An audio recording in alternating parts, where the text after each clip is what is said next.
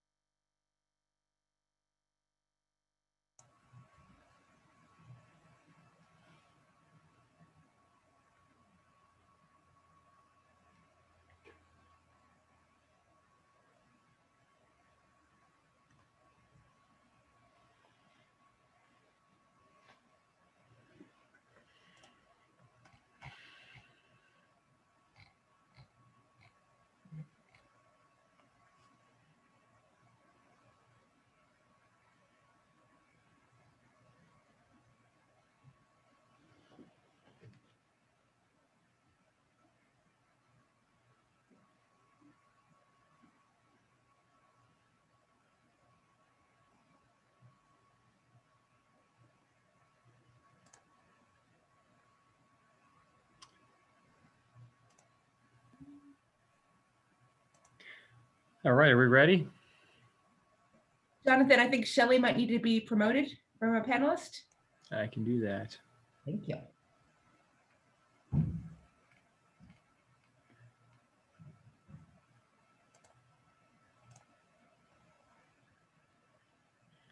And Charlie was, oh, there's Charlie. Okay.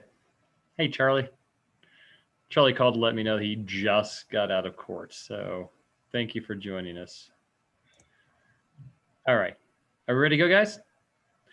All right. Thank you, everybody, for attending tonight. Attendees, and there are a number there tonight. If you're calling in, I don't see anybody calling in right now, but if you get disconnected and decide to call in instead of log in, it is *9 to raise your hand, which will let me know that you would like to be acknowledged to speak when it comes to public comment. It is September 3rd, 2020. This is a regularly scheduled council meeting. And with that, Catherine, could you call a roll? Willman, Here. Voorhees, Here. Cup, Here. Jodas, Here. Davis, Here. Shep, here, Present. All right, I'll lead us in a Pledge of Allegiance. I pledge allegiance to the flag of the United States of America and to the republic for which it stands, one nation, under God, indivisible, with liberty and justice for all. All right. Agenda changes and conflicts. Are there any changes anybody would like to see in the agenda this evening? Okay. Is there any conflicts of interest anybody has on the agenda this evening? All right. Seeing none. We'll go to citizens appearing before council. Everybody, this is for items not appearing on the agenda. So if there is an item, if you can scroll down, if it is on the agenda at a later time, please reserve your comments for that time. If you want to comment on anything else, please raise your hand. We'd love to recognize you. You have 3 minutes. Please give your name and address. And I will look over to the attendees list for hands.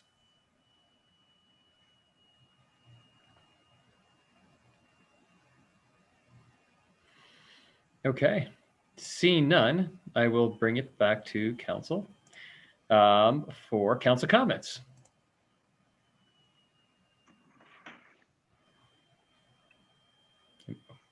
Rick Voorhees. Thank you, Mr. Mayor. I just wanted to take just a minute and correct the record, if I may, from our work session on affordable housing 2 weeks ago. Mr. Hershey made a comment that about a pending project in West Glenwood, 450 people, I believe he said, and that's not doable and not doable in West Glenwood. And hopefully there's going to be some changes there in leadership. And I can only surmise that what he meant was that I support the development, which we don't know anything about at this juncture. And if that was the insinuation, this is a quasi judicial matter which will eventually come before council. And to announce publicly, as Mr. Hershey did, his opposition to this project before it's even come to us would seem to be sort of a dangerous sort of precedence for his ability to be impartial in a hearing, a land use hearing and an annexation hearing. And so I may have misread that, but I do not appreciate the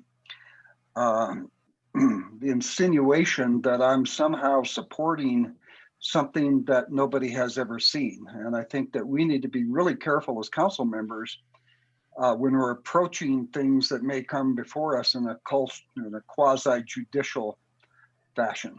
So, thank you. Thank you, Rick. Charlie, go ahead. Just a couple of things. I read the paper this week and I had seen on the neighborhood digest, whatever that is, that local news that CMC was contemplating closing the Blake Center. I think the CMC, the article in the paper seemed to clarify that's just something being discussed. I think it's a fairly important institution. There may be good reasons for CMC to be talking about closing the Blake Center, but I know a lot of people rely on that for a number of things, including community education. I think the senior gathering places in that facility. And I know they have some classes, as I read the article, apparently for some reason they can't use that if you're gonna try to get a college degree, which I don't understand. I just think the city needs to engage with CMC in that process. And I'd be happy to reach out to the CMC board president, or not board president, the executive director. I guess I can't remember what her title is, and just try to engage in that and see if we can be part of that process as they talk about how they're going to use their facilities in Glenwood, including the part of the U.S. where the U.S. Bank vacated at 8th and Grand. And I don't want to do that without council's at least thinking that's a good idea. Charlie, I guess I'm not quite understanding what would be your intention in engaging with CMC. I mean, they're a private organization. They have their own private, decision-making process. What role do you see us playing in that decision-making process? Well, they're not private. They're a public institution, just like we are. And I'm concerned that if the Blake Center is removed, that's not in the interest. And I could be wrong. I'm willing to listen, but I'm not concerned. It's not the interest of the city and our citizens not to have a Blake Center available to them unless there's good alternatives to that. That's the stuff I don't know. And I just think we ought to, if we can, at least have input into that process as part of the community. Deborah. I do believe CMC did in their press release say, if someone wanted to help participate, to reach out. So I do think if it's something council would like a member of council to be involved in, there's a way to do it. If that made sense. I'm happy to have Charlie do it if that's okay with everybody else.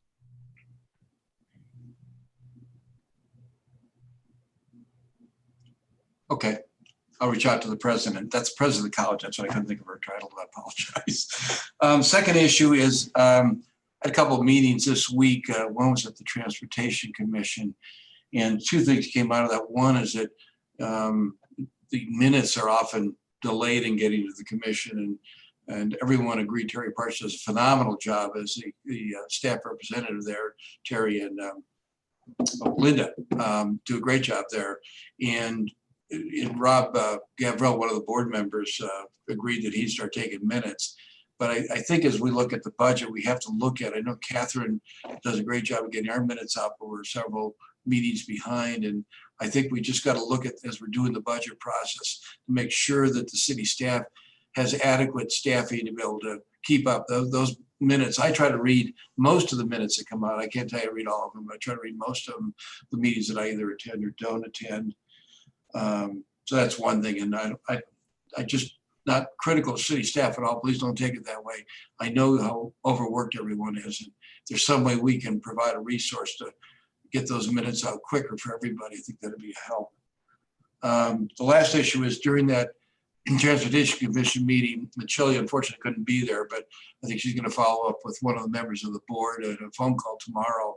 There was a lot of concern raised, and I want to just alert the council to this because it's one of our boards and commission. Almost without objection, most of the members felt that the direction of that may not be the right way, and I think it just alert you that there's some public pushback within the Transportation Commission of what's going on with the MOVE study. And hopefully Shelley, with working with the board, because she's on that, the council liaison to that MOVE group, will help alleviate that. But just, we have to be careful when we're talking about the public input that I'm not sure that the public input, I attended the meeting last week and there weren't many people on that session, which is no fault of anybody that was putting on the session, but we just need to make sure that we're getting public input. We're doing something as major as talking about moving parking off of Grand Avenue or moving the BRT down the Rio Grande trail right away and things like that. I'm not sure the public yet grasps that. I think we got to be, part of our communication is we got to make sure the public is really aware what's being considered. And those are the two alternatives right now. That's all. Thank you. Yeah, thanks, Charlie. Go ahead, Deborah. Charlie, I was just going to address the minute issue. I know you're not being critical. I just wanted to take this opportunity to let you guys know, like, we are reducing administrative staff. You know, we are going to probably merge a position that Terry did have with another position. This is just, things are going to fall through the cracks. We're going to have gaps. We're going to have drops in level of service. And I really appreciate that council would like us to have whatever we need in the budget to make sure this doesn't happen. It's just not our current reality. Okay. And I think you guys just have to be okay with it because we're just trying to get by next year. No, But I mean, said, I do believe the minutes are important, but just. I fully understand. And frankly, the Transportation Commission was very understanding as well. They were not critical at all. And I appreciate Mr. Gavrell volunteering to take on that duty as our commission. And maybe we start looking at the boards and say, is there somebody here willing to take minutes so we can get current minutes out and we can take that burden off the staff? Might be something else to think about. And believe me, I can't even believe the stuff that you guys do as staff with the load and the time you guys and the problems we have right now. So thank you very much for all the work you guys do too. All right. Other council comments? Anybody? All right. Go ahead, Tony. I'm hovering over the mute button. Why, Go ahead. what is your concern about my comments? Oh, I don't know. Go ahead. You know, there's a game that I used to play as a little kid called Rock'em Sock'em Robots. And, you know, the robots would come up to each other and you play. But if you just don't engage with them, then there really isn't a game. And I don't engage with nonsense. So the only change I'm looking for in West Glenwood is in Ward 2. So I have nothing else to add. Thank you. Okay. Any other council comments? Okay. Well, I just want to kind of report on my day. If there's no other comments, I met with Senator Bennett today at 10:30 at the library. It was mayor's, CMC, representative from the hospital, and RE2 school board president. And just to give him an update on, and it was COVID, it was fire. He just kind of wanted to have a kind of a community meeting, and that went really well. And it's kind of interesting to hear where other communities are at. It's interesting to know that Newcastle and rifle sales tax is not down at all. It's flat. And I think that just, it was interesting to me to hear that when you're not a tourism economy and not so reliant. And I think it goes back to things we've always talked about, is how do we diversify the economy? I mean, it's a conversation that's happening right now with our commissioner's race, is how do we diversify this county's economy? But I think we also continually need to look for ways to diversify our economy, because we are very reliant on tourism, which is great and has given us a ton. But in times where it's bad, it really does impact us considerably. Then we did a tour, Deborah and I, and Chief Tillotson and Mina, and Greg Young from No Name. went and did a press tour where we went to Hanging Lake Tunnel, saw the diversions that they had done there, went to Grizzly Creek. And I think it was really well attended. There was a number of people there from the NRSC, from FEMA, from, well, just about every agency that is reliant on, that we're reliant on to try to get funds from, to talk to technical assistance. So it's a really important time to be able to try to talk to folks and to make our case. And I was just really, really impressed that I would go up to people, introduce myself, and start to launch into my, my spiel, and they would almost stop me, like, no, like, we got you. Like, we've been talking to Deborah, we've been talking to your staff. We understand what the need is. Your public works director has really, nailed this down for us. And so I guess I want to give staff a huge props, because a lot of the conversation where I thought I would have to try to be educating these folks on what we need had already been done. And it went really, really well. So I wanted to pass that along. Obviously, our congressional delegation, you've seen the information. I guess this is more for public consumption. We have seen our entire congressional delegation, Senator Gardner, Congressman Tipton, and of course, Senator Bennett, have been incredibly supportive, have written numerous letters to different departments on our behalf. Any ask that we've had of them has been met incredibly well. I would say a lot of times they're calling us, asking us what we need. We're still having to pick up the phone and get connected. But, we're a community that has a lot of really talented people. I don't know what other communities do that would have something like a Grizzly Creek fire happen to them that don't have people like Deborah and Carl and Gary and Matt Langhorse and Terry Parch and the whole gamut, to be able to make these calls, to find the right people, and to get referred on to the next people. We're also working with Sustainable Strategies, Matt Ward and Ashley out of that office that I think met them. They're a huge help with trying to connect that and what is the appropriate ask. So, this is kind of a moving target of what we're asking for and how we're asking, because we still don't know everything yet and what might or might not be appropriate. So as that develops, I think, we're going to have a pretty robust update this evening. And then I think this is something that probably be almost a standing agenda item for the foreseeable future, of an update on how different subcommittees are going with our recovery team of community members and staff. So I just want to say thank you to staff and thank you to all those agencies that have come together. I also wanted to say that I've said it before, and I think I've gotten kind of affirmation on this, but we have boards and commissions, and we have a number. I went through some of the boards and commissions, and we have people who they're on their 4th, 5th, 6th term, and it's my opinion that we should be very judicious in appointing people to their 3rd term, and that should be a very rare occasion. And I believe our code sets out language for that, saying that the only reason we would do something like that is if somebody is deemed absolutely vital to the code. And it says it in language very similar to that. And I think we get a little lazy because there might be a vacancy, somebody might have an interest. We don't want to discourage that interest, so we just keep reappointing people.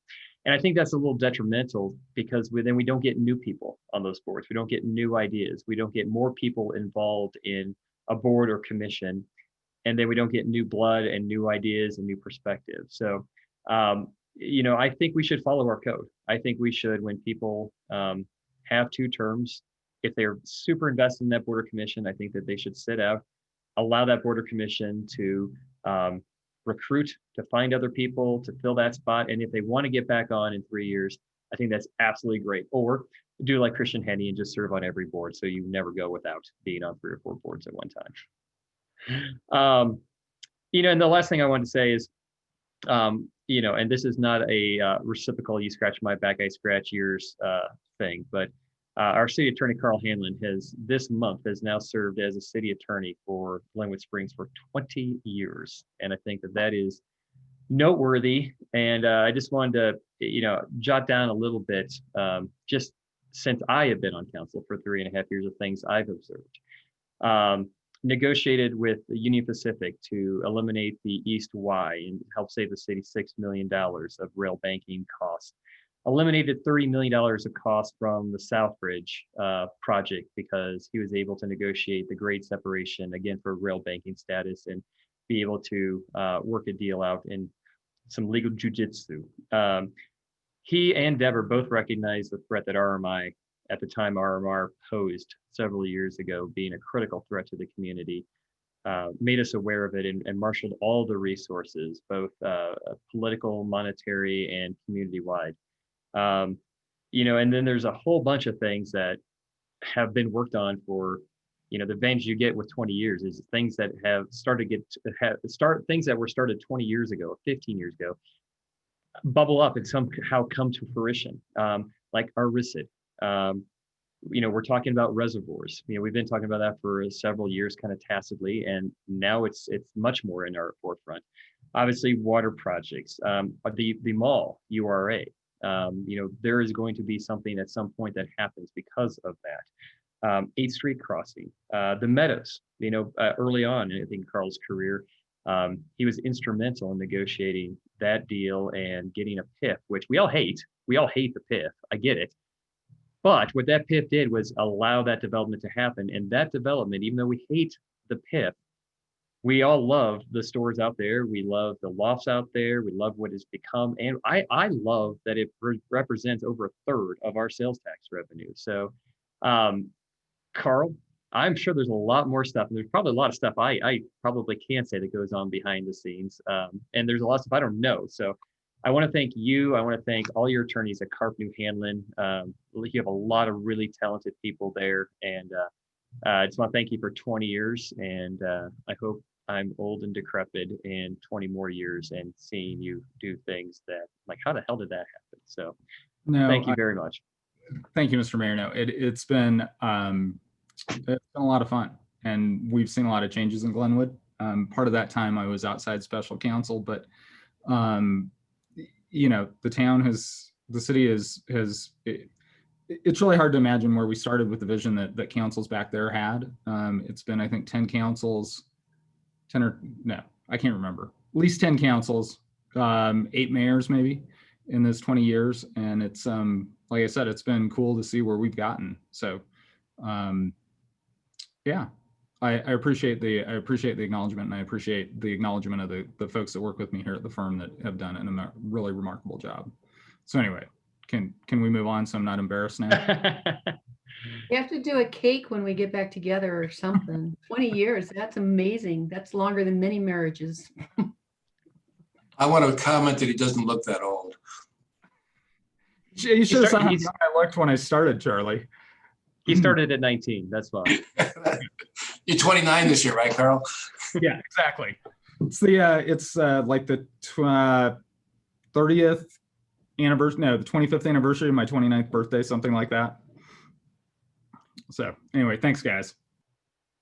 Thank you, Carl. And I will say that people like Carl and Gary Tillotson, who I spent a lot of today with, that kind of history about what happened in the early 2000s and the 90s when we were coming up. We've had a lot of department heads retire in the last 5 years. There's been a lot of institutional memory lost. And so it is really, really great when we have folks that can help steer the ship, that have a lot of knowledge of what the waters behind were. So any other council comments?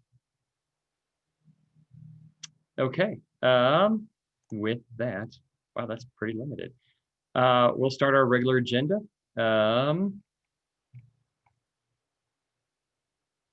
I have a proclamation of Constitutional Week, which I need to find.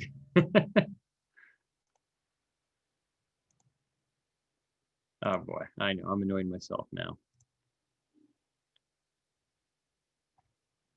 Okay, here we go.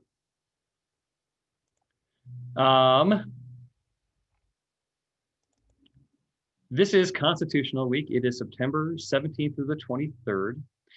And whereas it is the privilege and duty of the American people to commemorate the 233rd anniversary of the drafting of the Constitution of the United States of America with appropriate ceremonies and activities. And whereas Public Law 915 guarantees the issuing of proclamations each year by the President of the United States of America, designating September 17th through 23rd as the Constitution Week.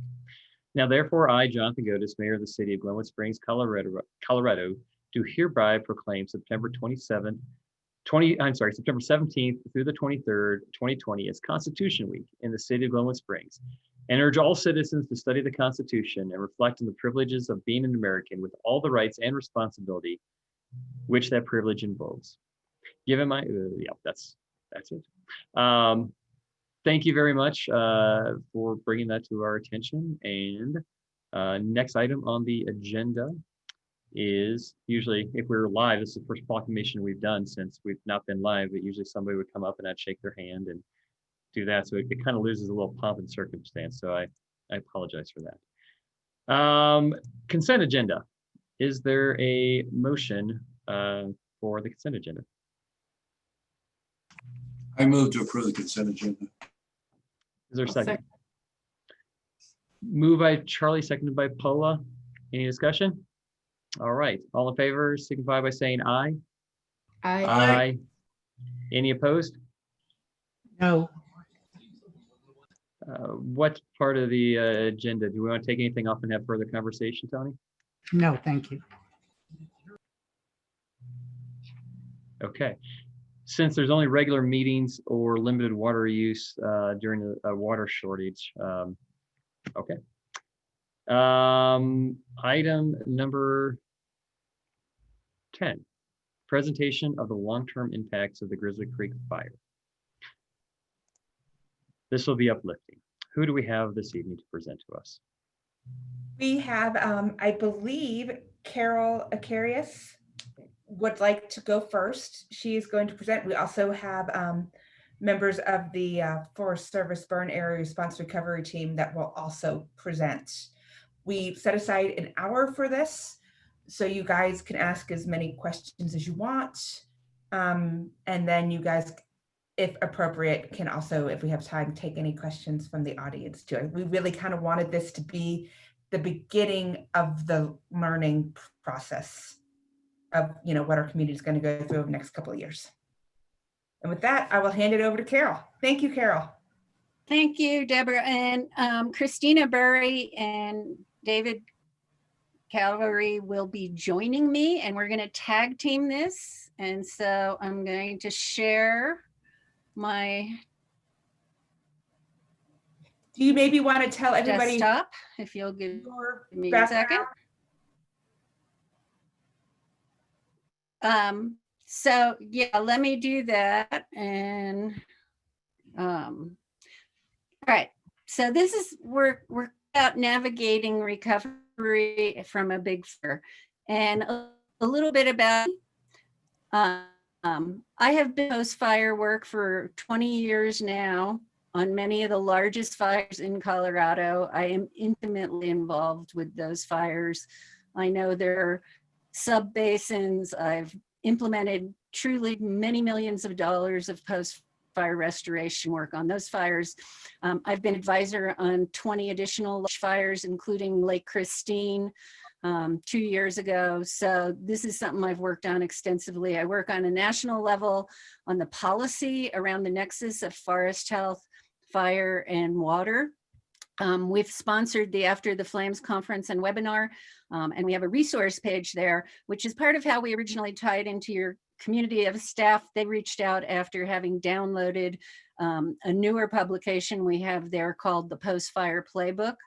And we provide mentoring to place-based groups working on watershed issues. Is Christina and David, are they both already on as presenters? Deborah, are they able to interact with us? I'm on, Carol. Can you hear me okay? Yes, I'll let you introduce yourself, Christina. Great. I'm Christina Burry. I'm a watershed scientist at Denver Water, and I work to protect and improve the 2.5 million acres in Denver Water's collection system watersheds, where we get our water supply from. And so Denver Water has experienced a lot of costs and impacts associated with fires in the past. And the Colorado River is near and dear to Denver Water's CEO's Jim Lockhead to his heart. And so Jim offered my time to provide technical assistance to Glenwood Springs to help with post-fire planning and watershed recovery. Certainly Carol and coalitions and collaboratives are leading experts in this area. And so I was really happy to be a part of this presentation with Carol, and also the strength that you all have a preliminary bear assessment from the U.S. Forest Service. That's fantastic, and I'm really happy to hear from the mayor's report today that they've been able to engage with legislators. So I think you guys are doing all the right things, and Carol and I just want to share some of our experience and knowledge and some lessons learned. And yeah, I'm happy to help in any way. So thank you. And Dave is with the Fire Service. Is Dave on? Yeah, hi Carol, and hello everybody. Appreciate the opportunity to speak with you this evening. I'm a hydrologist with the Forest Service. I'm actually based in and sitting right now in Montana, but I'll be down there in a couple of days. Worked for quite a while as a bear hydrologist and team leader, and in other aspects of post-fire emergency response all across the West, though centered certainly in Montana, in the Northern Rockies. And I was part of the initial kind of preliminary bear effort from a couple of weeks ago that some of you on the call may have tuned into when we kind of had our closeout meeting on August 21st. And I will be leading the full Forest Service bear team that's going to be starting here on Tuesday of next week. And I guess I will be presenting briefly here along with Carol and Christina, just a few of the initial results from that initial assessment. Thanks. So we've got just a few pictures to go through quickly. And one point I want to bring up about this one is you see all the ash on the ground after a big fire. That all comes off in rain events.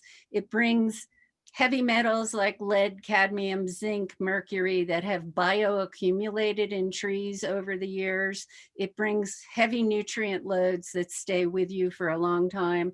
So these are water quality impacts from these fires.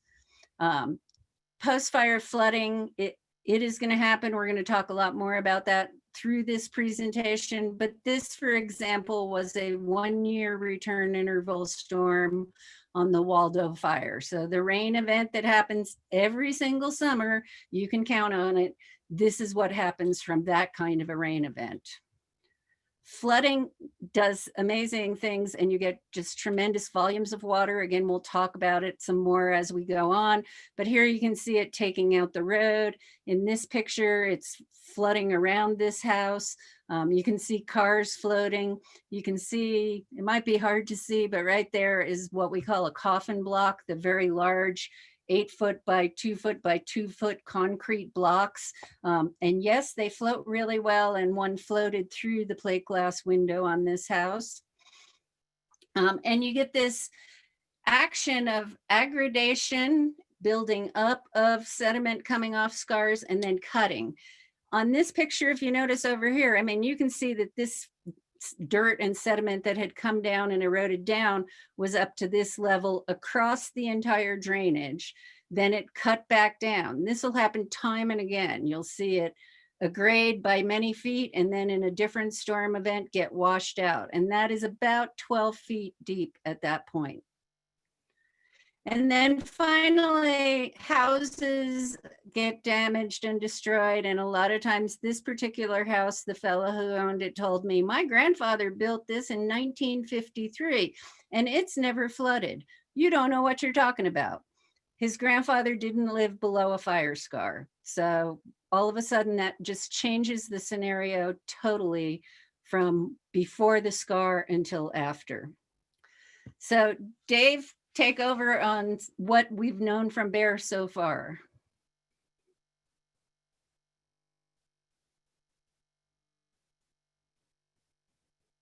You're muted.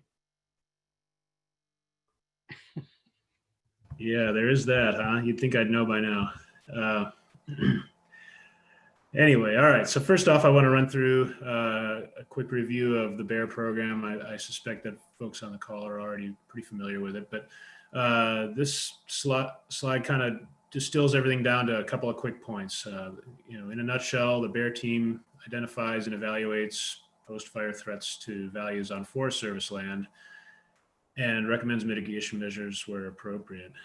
The second key role, though, and maybe the main reason I'm here tonight, is to coordinate with cooperating agencies such as the city on potential threats both on and below the national forest. So as I mentioned, and I guess Carol mentioned as well at the onset of the segment, a preliminary BEAR assessment was organized just a couple of weeks ago that focused on just that, getting partners together, getting some preliminary analysis of what went on in the fire, as of mid-August anyway, and getting the ball rolling on coordination among all of the stakeholders. The city, of course, being front and center on that. It's worth pointing out that this sort of kind of preliminary BEAR assessment is not really commonly done at all. The Grizzly Creek fire, as everyone here knows, is pretty notable in that it really has so many values potentially in harm's way in the post-fire environment. And so it just made sense to get an early start with that kind of that preliminary effort. As I mentioned at the outset, the full BEAR assessment will begin next week. So with that, I'll just real quickly run through some of the output from the preliminary assessment from a couple of weeks ago. Next slide, please. So this is a map of the fire as it was on the 17th of August, and it's showing soil burn severity in that area. That's typically determined in the field by soil scientists who take data collected out on the ground and use it to calibrate imagery that we get from a satellite. And again, the satellite used in that initial effort flew over the fire on the 17th of August. So it's a little dated now. But the map does show the initial estimates of soil burn severity done back then. Obviously the fire's grown a fair bit since that time, and supposedly a new satellite overpass happened today. Hopefully it was a nice clear day out. If the results are good from that imagery, then the full BEAR team will get to work calibrating those data to conditions that they observe on the ground, and then we should have a new version of this map that will be available to send around, hopefully by the end of the week, next week. Something notable about this map, I guess, I'm sure everyone's seen these before, and you probably, can we just go back real quick, Carol? I'm sorry. Sorry, went too quick. No worries. The red and the yellow are the high and moderate burn severity, respectively, on that map. And you can see there's quite a bit of it. Those are the areas that we expect to be particularly reactive to rain in the next 3, 5, 7, or even more years, depending on how quickly vegetation recovers. Okay. This next map shows soil burn severity. Sorry, oh, there we go. Okay. Classified somewhat differently. You recognize the fire there. The bold line is still that perimeter from the 17th of August. But the colors, yellow, orange, and red, are representative of how much of each of those individual watersheds burned at moderate to high severity, with the reddish hue being the ones that burned the most and yellow the least. A couple of things I draw your attention to are obviously the drainages that burned pretty hot, that all front on the Colorado River and the interstate. And then also the yellow, the two larger watersheds on the left there, I'm sure everyone recognizes as No Name and Grizzly Creeks. Of course, the municipal watersheds. As a whole, neither of those two watersheds burned over the majority of their area. However, they did burn right in the vicinity of both municipal intakes. And as your water folks know, sediment and rock coming off of those burned hill slopes right above the intakes can certainly fill or damage diversion structures, and also present water quality concerns that Carol touched on a little bit ago. In particular, elevated levels of dissolved organic carbon frequently can be expected coming off the burned area for a year or several years after the fire. And again, as the water engineers know, that dissolved carbon can react with chlorine used in water treatment and distribution and create hazardous compounds that you don't want in your water. So there's a lot of potential concerns, obviously, that we understand the city's dealing with from a water and a water management standpoint. Next slide, please.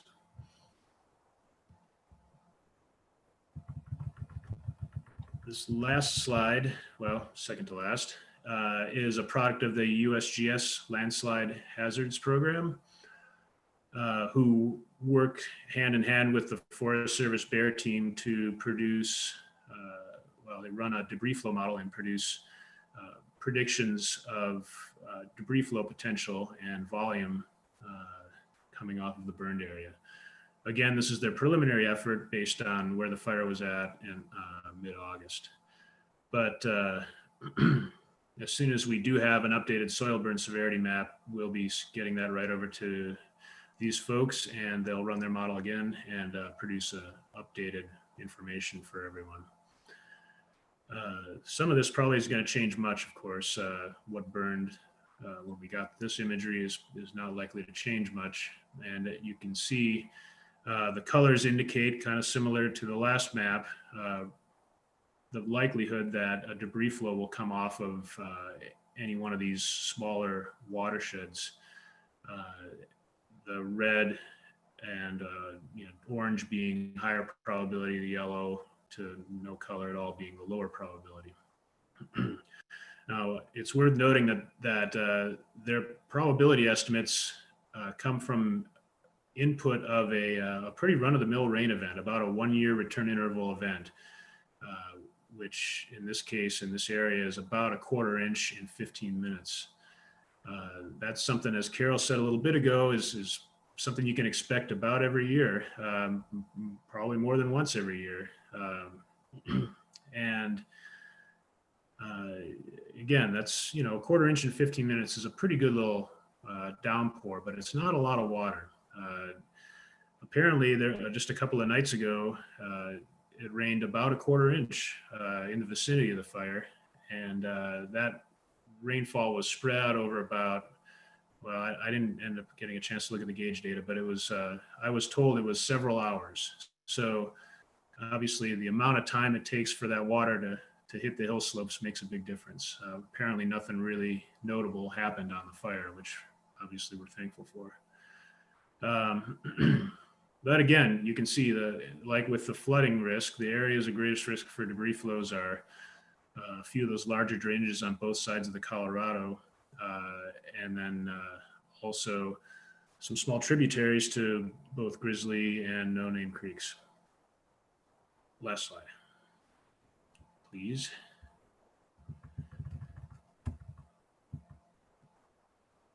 And as that slide's coming up, just to kind of put everything in context, I think all of you there in Glenwood and the surrounding area are probably already familiar with how fires in the canyon tend to play out. It's been a while, but the South Canyon fire in 1994, just west of town, did yield some debris flows, some of which covered I-70 and buried quite a few vehicles, as I understand it. That was the same year as the fire when those events occurred.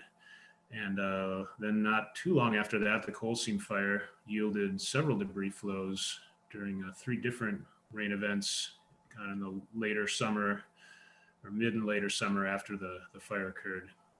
And I guess, these examples all happened the same year of the fire. And certainly the probability of severe flooding and debris flows is highest in that first year following the fire. But as I guess we've been saying already more than once, and as everyone probably knows, the risk remains elevated for potentially several years after the fire, and is again really driven mainly by how quickly the vegetation recovers and ground cover is reestablished in the burn area. So with that, I will turn it back to Christina and Carol. Thank you. So I always like to talk a little bit about the phases of a disaster, and we go along and we know things like this could happen to us in the pre-disaster. We might talk about it. We might go to a meeting about fire and forest health. Then we get into the burn and what's known as the heroic stage. And that's where all the guys in Nomex and the helicopters and the planes dropping retardant are working. And people are pretty involved in a positive way then. And we get containment, and that's the honeymoon for a very short period. And then we get into disillusionment. And we start working back over time, over years. And this is again a message, it's years of different trigger events and floods. And the impacts go on and on. Christina can talk about those impacts to Denver water. Yeah, so in this figure, you see the trigger events and anniversary reactions for 1 to 3 years out. And in Denver water's experience, I mean, it's been over 20 years since the 2 big fires that impacted our watershed. So the Buffalo Creek fire in 1996 and the Hayman fire in 2002. And a few years after the Buffalo Creek fire in 1996, that post-fire flooding occurred, which would be like a trigger event. It drained 1 million cubic yards of sediment and debris into a reservoir, Strontia Springs, where 80% of our water supply comes from. And so Denver Water had a lot of costs in dealing with that sediment.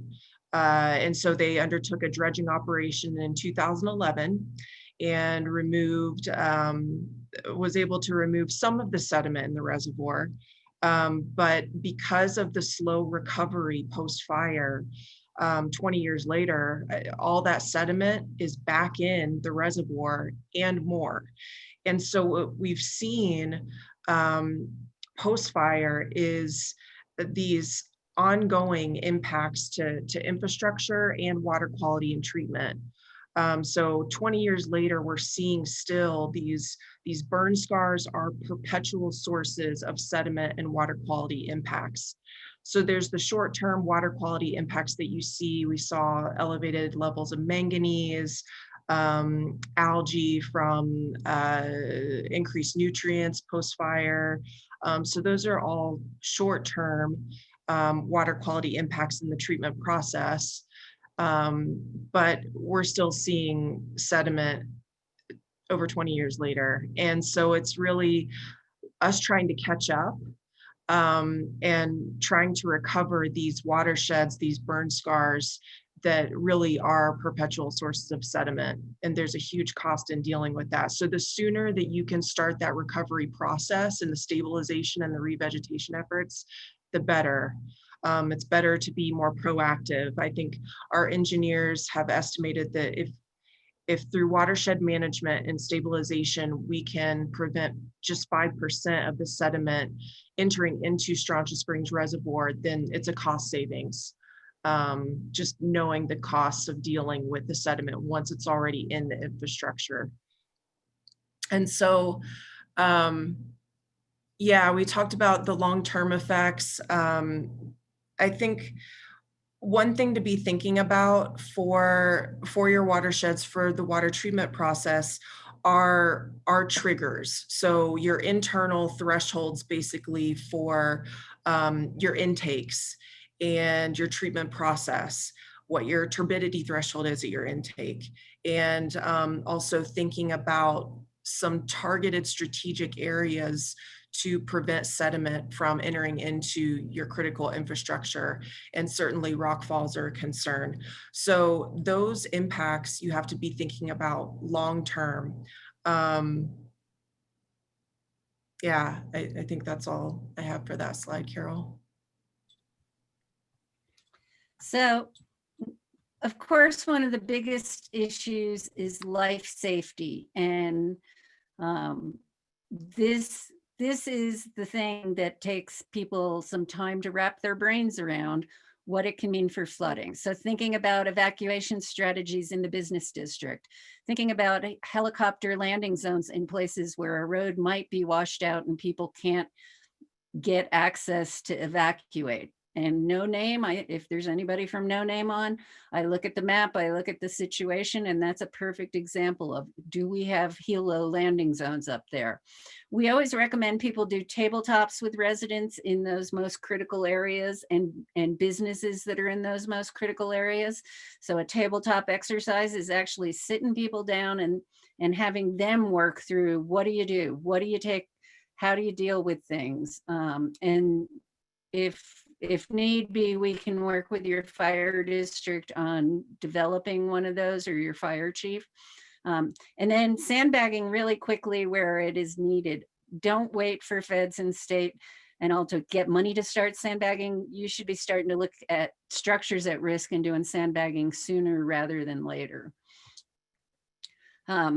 Roads are always a problem. You have one of the most important roads in the state probably that is in the way of this thing, but you also have roads in town that can potentially be flooded and that can be wiped out for miles. And when you think about how long this can last, the flood that took out Highway 67 in the Hayman fire, that was 6 years after the fire. There was a flood that almost took out the highway 9 years after, and a flood 15 years after that did damage to the highway. Culverts, you see that picture of a culvert sticking up in the air, it's about 4 miles downstream from where it started out at. Culverts fail. You may have a 24-inch box culvert now, and you may need a 24-inch culvert, and you may need a 20-foot box culvert afterward. On less used roads, low water crossings, those places where you can drive across the water is a good answer, or a low water crossing over a culvert or a box culvert is often a good way to deal with it, because that lower water crossing area allows the water to pass over the culvert and not damage it. Be ready for this immediately. And I know your mayor was right. Your crew is already on top of this. We've talked to your public works folks and we're talking to your staff. Last week, we had a really great call with them. They invited us to do the presentation. The supplies on hand. I'm planning the emergency routes and rerouting routes that you can use for different subdivisions or areas that might flood, and working with the National Weather Service on what are the trigger thresholds for rain, that where they're going to issue warnings and where you're going to be prepping for those road closures, so that you're ready to do this as soon as it happens.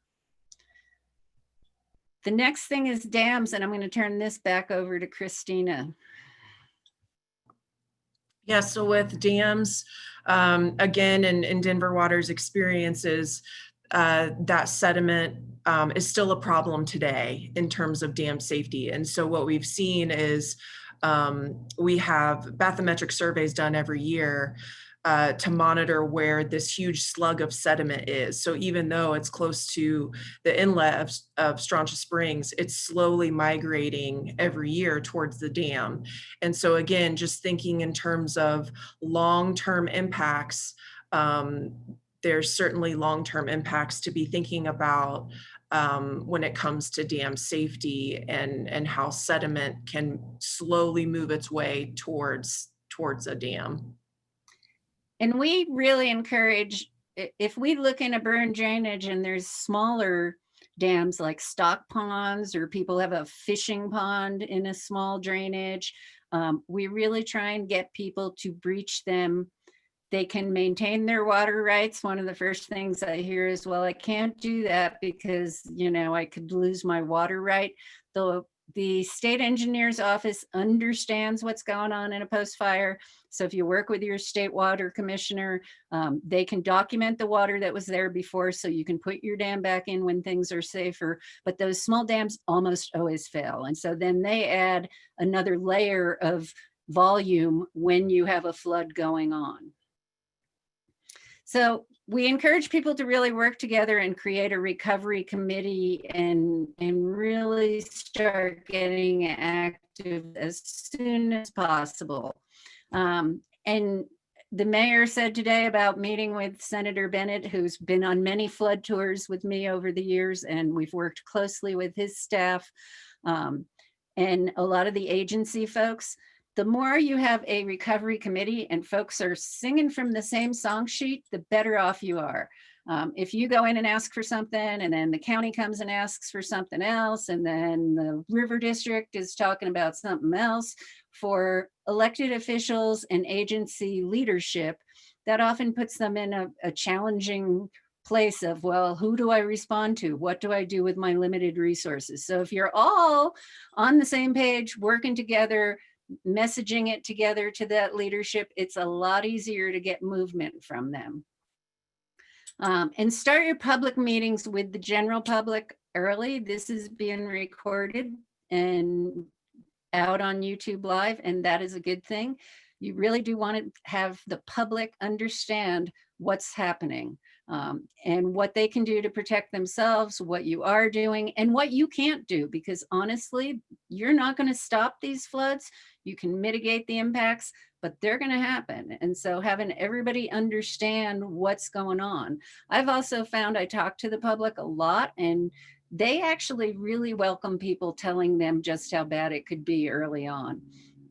They want to know. They want to know what their risk is. And so just being honest, getting out there, talking to them about it, that is the best thing you guys can do as elected leaders. The info you need, and we're going to go into this a little more. You saw the pre-bear analysis.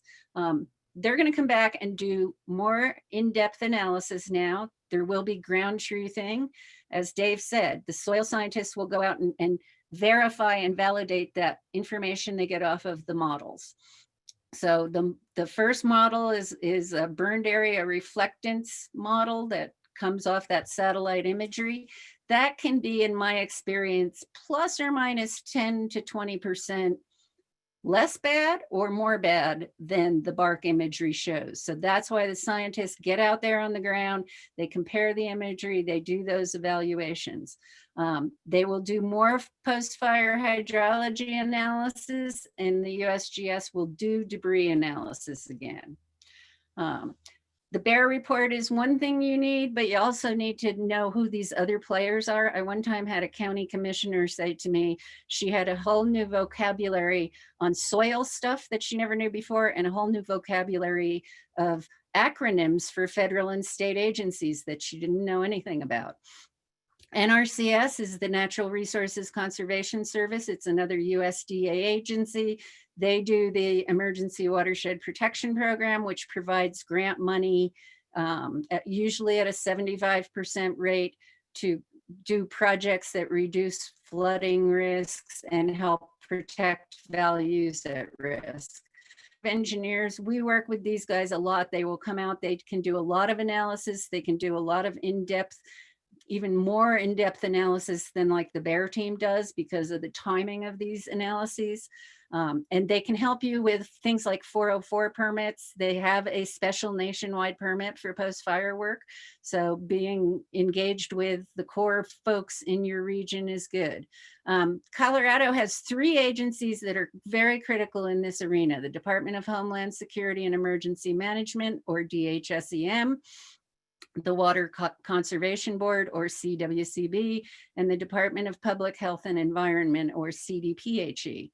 DHSEM, CWCB, and CDPHE all bring money to these initiatives to help with match against federal grants. They all bring technical support to you. They are critical friends when you're in this situation. And finally, your recovery group really needs to have folks like the local watershed groups or forest collaboratives, conservation districts, conservancy districts, your downstream neighbors, the county. It should be pretty much everybody you can think of engaging in it. A word about the EWP or the NRCS, Natural Resources Conservation Service Emergency Watershed Program. They will start doing damage surveys very quickly. I would not be surprised if they're not already out looking in some sites. You can be engaged in the process. Somebody has to be a governmental sponsor for it.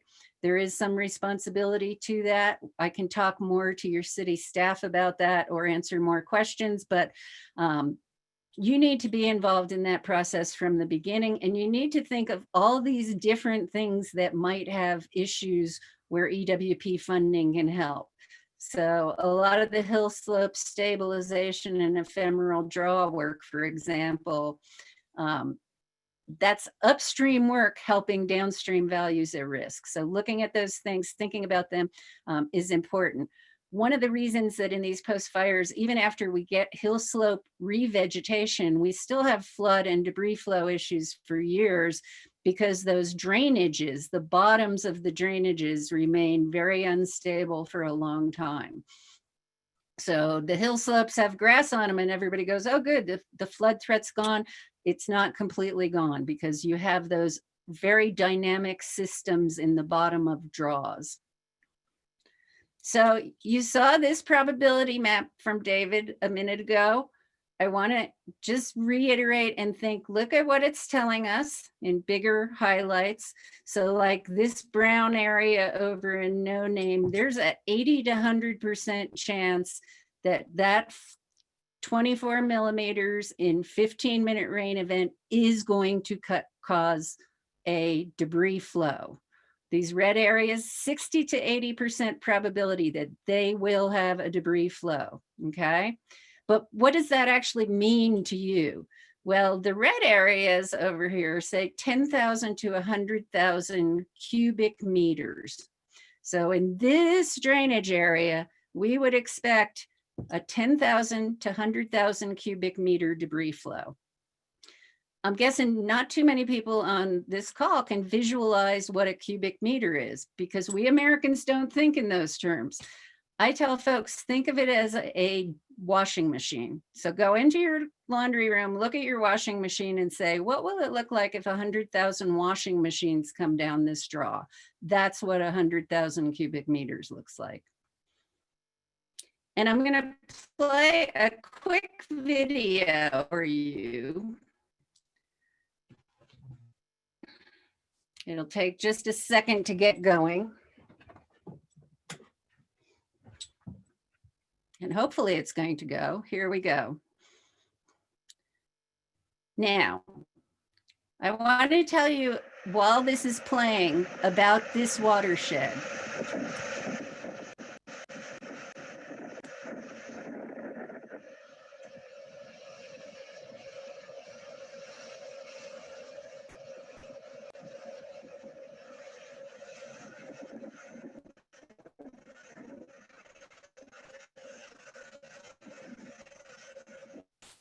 I'm going to forward it along in the order of speed.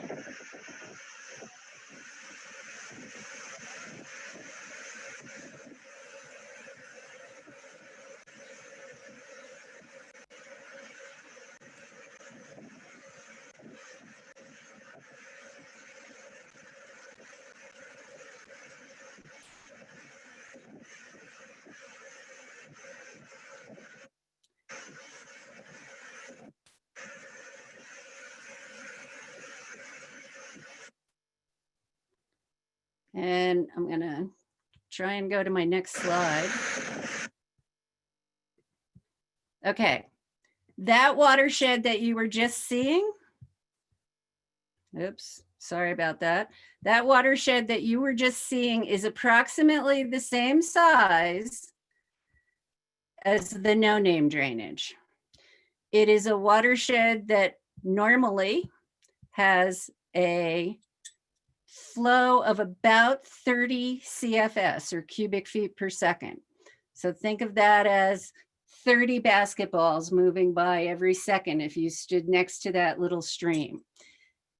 The after action analysis of that particular flood estimated it was 23,000 CFS.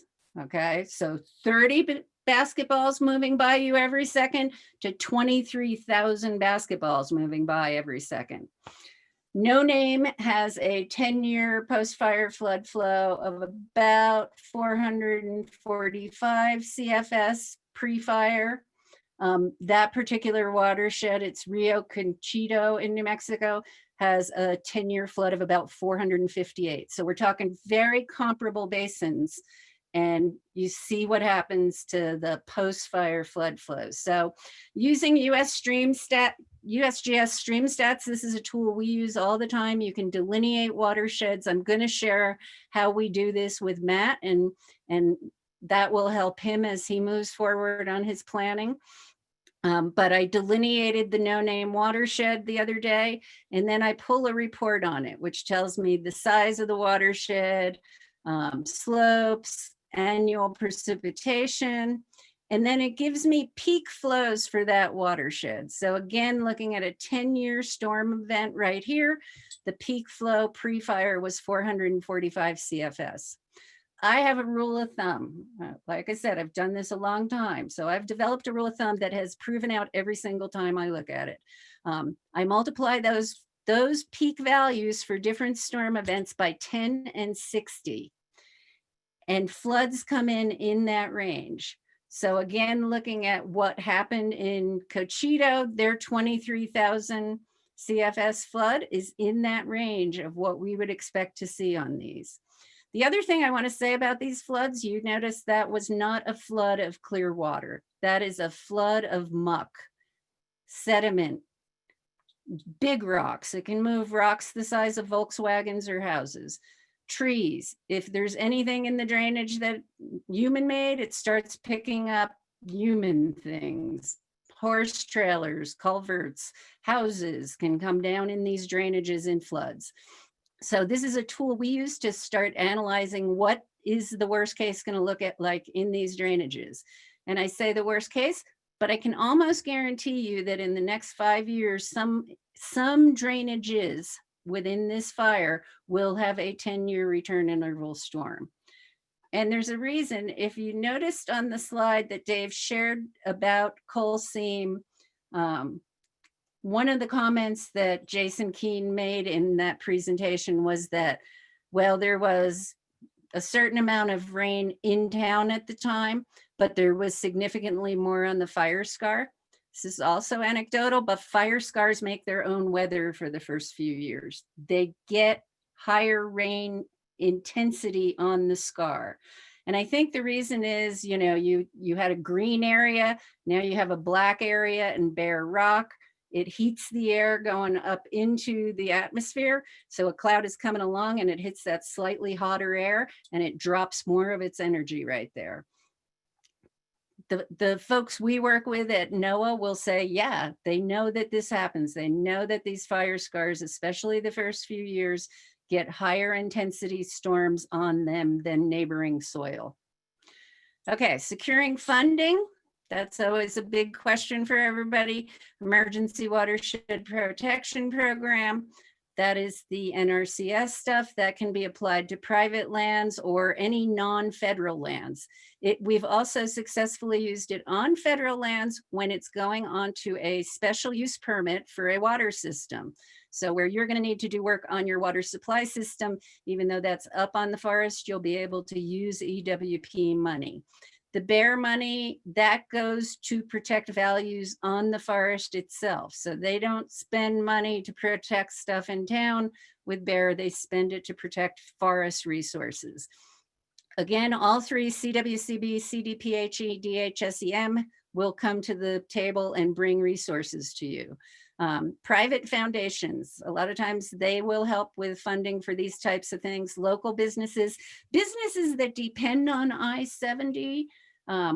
So for example, on Waldo, we had about $100,000 worth of grants from FedEx because they needed to keep Highway 24 open. So thinking about people like that, and being able to track volunteer and in-kind resources.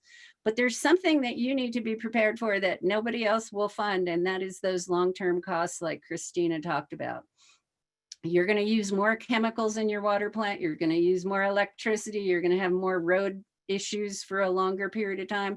And unfortunately, there are not grants and agreements to help with those costs. So thinking about that, prepping for it, I know it's bad news, and especially you've already taken a hit on your tourism dollars this year. So God bless, I feel for you, but this is a fact you need to look at.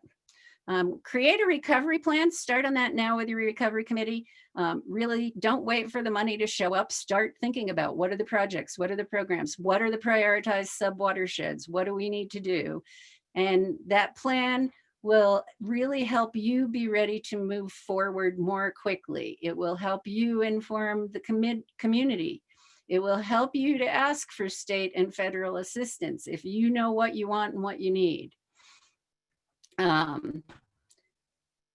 Spend the money and time on doing good assessments. So you might get some people come in who will want to do analyses and studies, and there's a need for some studies, but there's also making sure you know why you're paying for a study.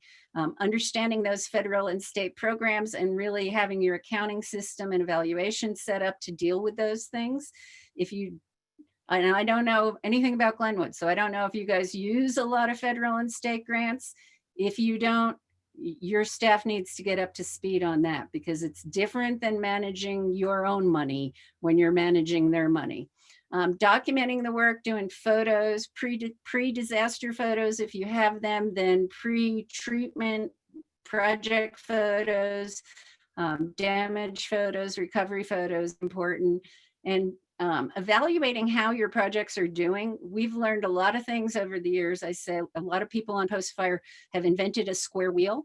And so we then have to go back and make it into a round wheel. So we share these lessons, and the more lessons you can share for the community in the future, the better. Recovery is a marathon. This is going to be with you for years. You really do need the relationships with everybody, the public education pieces. You need to learn how to use your volunteers, but do so carefully. For example, we had a flood in Manitou Springs, which there's a lot of similarities between you guys and Manitou. And we had 1,200 volunteers on a weekend. We had to manage them. We had to make sure they were safe. We had people showing up to clean up flood and debris flow in flip-flops and shorts. And it was like, I'm sorry, you have to go home because that debris is oftentimes got things that will cause skin infections. There's organisms in there, microorganisms that, you know, you can have health issues. So knowing about that, thinking about that. And finally, we're done and open for questions. But we have our post-fire webpage after the flames has a lot of material on it. Like I said, I know your staff has already been to it. And then this is contact information for all of us. So you're welcome to contact us. So Deborah, do you want to take off on questions? Have we overwhelmed everyone? I think questions are good. Yeah, I think you've just, overwhelmed us probably is the right word. I did have a question. I'll start it off. How, Carol or Dave but Christina, I guess any one of you, I know you can't predict exactly what might happen, but how far down should people be worried?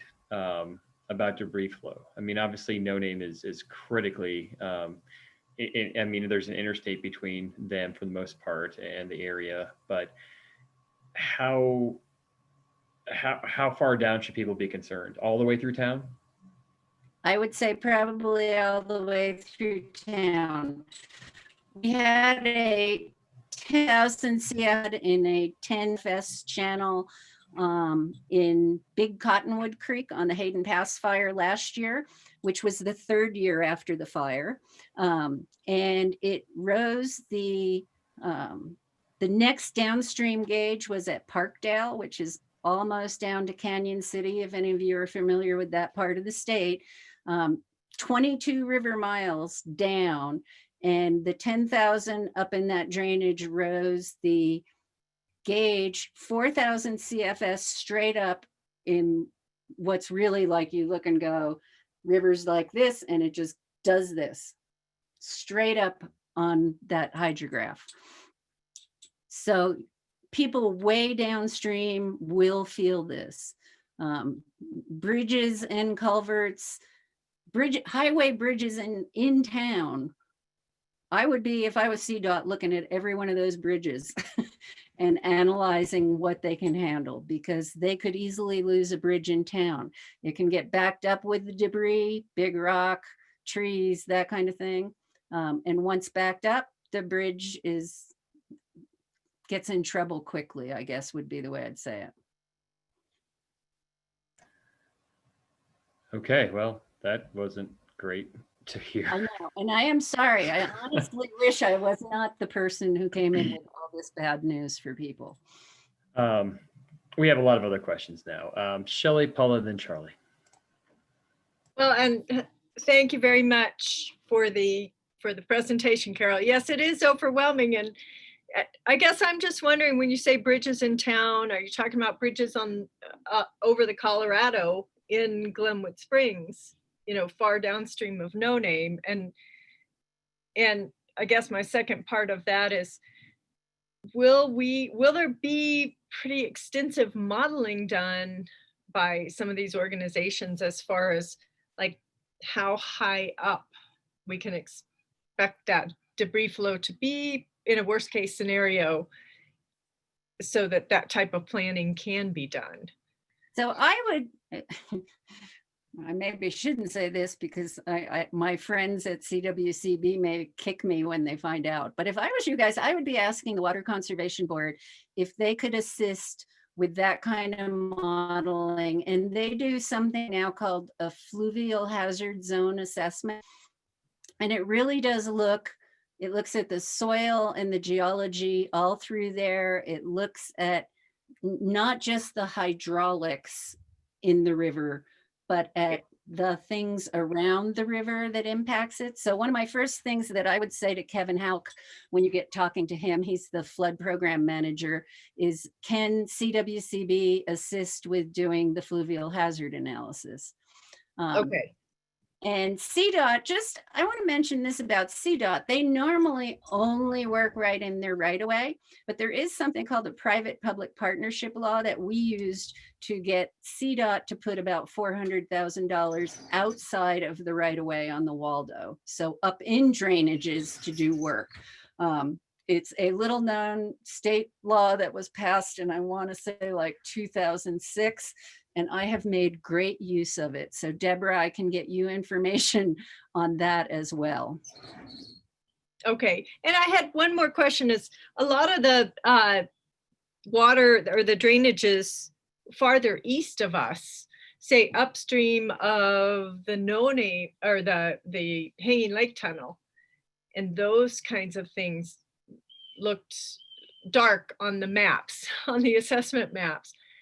How far, I mean, who will be handling that as far as the impacts to those areas? And right now, I don't know. I think this is part of why you need to develop a recovery committee.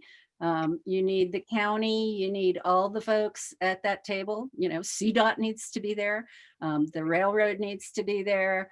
The Shoshone folks need to be there. That is a dam I would right now be getting a dam safety expert to look at. right. You know, because all of those things. And okay, there's some bright news. I want to give you at least a little bit. Usually those high intensity flows don't come out of the entire fire at the same time.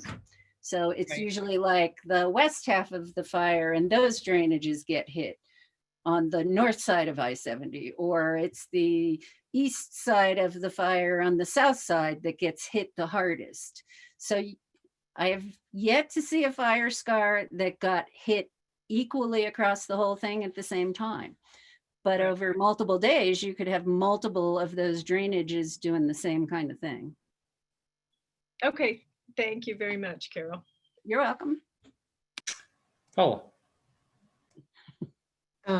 In reference to Shelley's just question, the Eagle River Watershed Council and the Middle Colorado Watershed Council are actually going to have a meeting in the next week or two to see what the impacts are on each side of that. One pertains more to Glenwood, obviously, and the other one is on the other side of the canyon. But that's not what my question was, Christina. Or Carol, I'm curious because of the fact that obviously our water comes from No Name and Grizzly Creek, and then also is pumped out of the Roaring Fork. And from what you were just explaining about a potential debris flow that could impact far downriver, is there any history in other towns of other than sandbagging to protect these inlets or something along that way that we could do pretty immediately?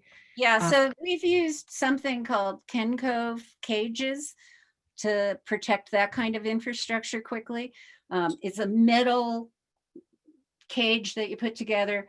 Inside of it, you put a layer of like soil repellent fabric, geotextile fabric, and inside that you put rock and dirt and all, and that can do the trick on things that you want to protect right away and quickly that the town owns. So I think we are going to have another call with Matt.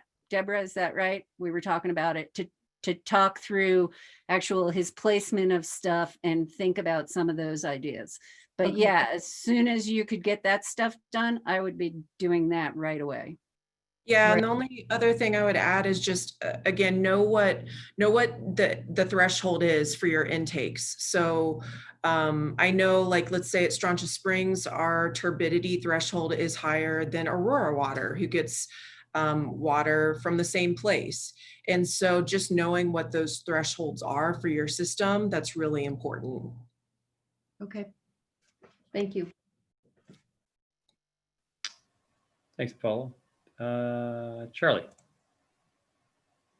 Thanks. Mine is more of a, maybe Dave, you could address this. I looked at the maps and you talk about debris flow, and I was trying to visualize that in a geographic, how are things going to flow off the hills. Can you show that, they give me a better sense of what that looks like? I was having trouble following the drainages by looking at the fire map, even though I've looked at it dozens of times. Did you understand my question? So are you asking if we can pull that slide back up and maybe go through it a little better? Yeah, just if you could explain to me, you had, maybe it's a debris, there was one of those debris percentages, another one, I can't remember the volume, maybe. Which drainages are we looking at here? I should know them, but when you look at this, sometimes you lose that.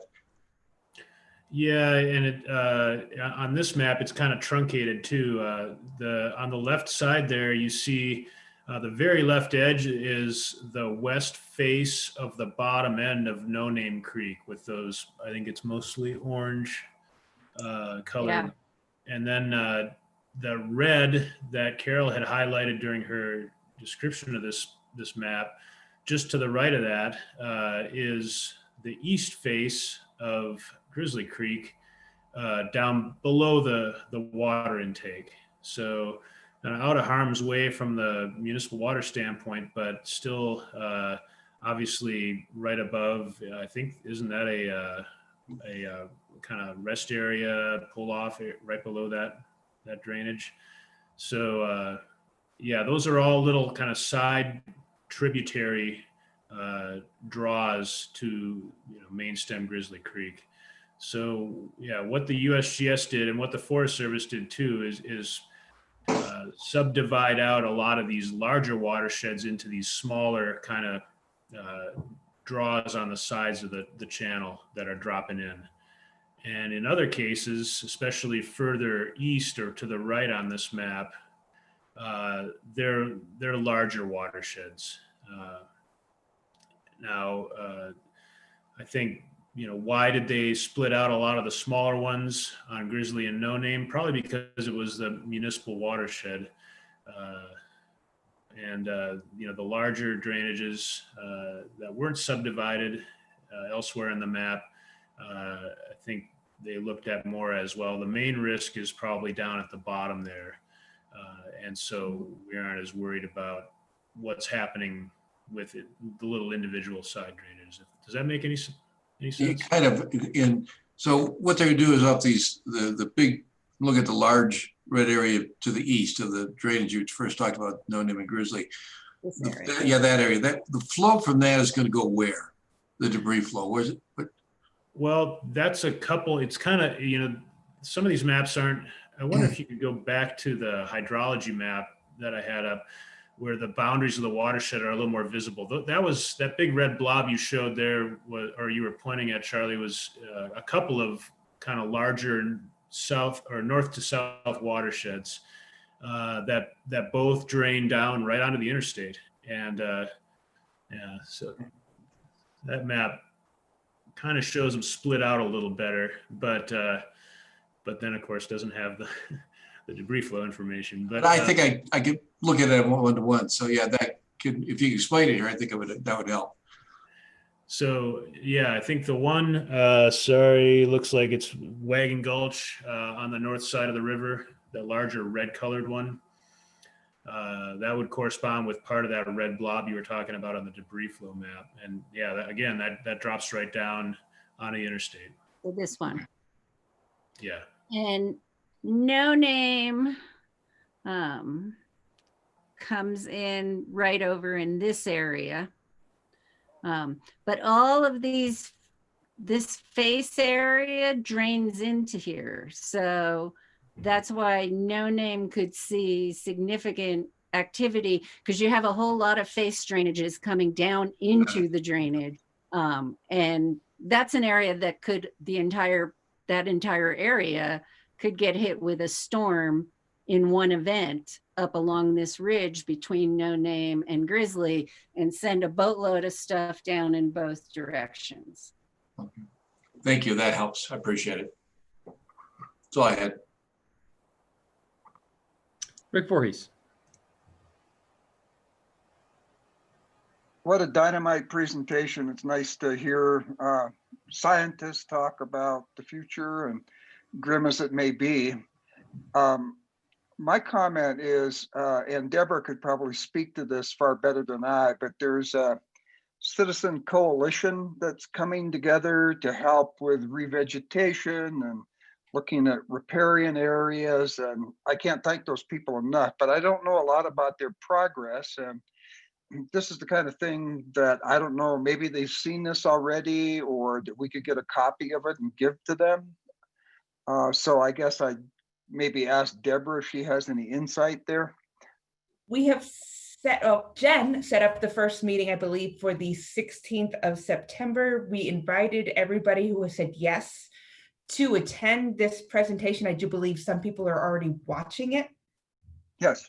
So, and I think, I don't know quite yet what that group looks like or how big it gets or where we go with. I think the purpose of the really first meeting is to kind of talk to people, talk about the situation, and kind of, see where we can take it. I think, we have all sorts of needs. We're going to need just as small as just helping us communicate, and as big as using people's expert, understanding of the situation as well to help. So did that help? Yes, it does. Will they be part of the recovery group that our presenters talked to us about? I'm sorry, Charlie, I couldn't hear you.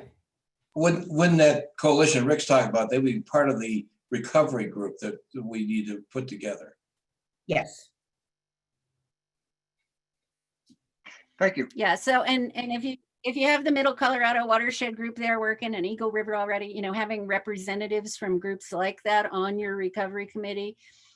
If you're just forming a new community group to help with recovery, having, you know, one or two anyway, folks from that committee that actually officially participate in the recovery committee is really important because they can help you get work done. You probably don't want the entire group at every meeting because you could be overwhelmed, but to make sure each group has a representative who's an official part of your recovery committee.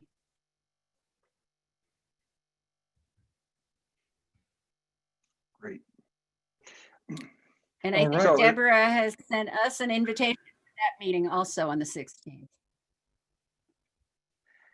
So is there a possibility council might be able to get a copy of your presentation? I know it wouldn't be, you know, as eloquently delivered as what you just did, but it would be really interesting to pinpoint. And I don't know if any of this is proprietary at this point, but I thought I'd ask. Jennifer has the link to download this from a Dropbox. Okay, great. Thank you, Carol. Any other questions from council? All right. Well, this is a presentation, but you know, we do have a lot of attendees, and looking over the attendee list, it seems like there's folks that are pretty interested in this. So if it pleases council, I'd like to open this up to public comment. And, you know, I think we might have some questions or comments that, you know, I know this isn't the public forum for this necessarily, but I definitely want to give the public an opportunity to weigh in on this. So does anybody have a problem with that? Okay. All right. Gary Vick.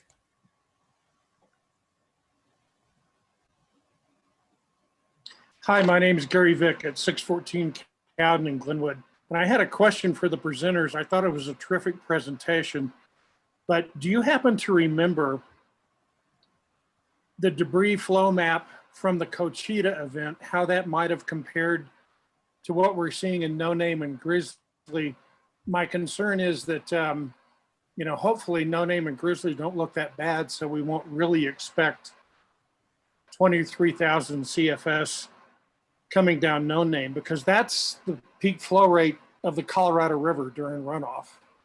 And I don't know how you put 23,000 CFS through Grizzly Creek in that No Name drainage. So kind of a dual question. Are we better or worse than CHRISTINA?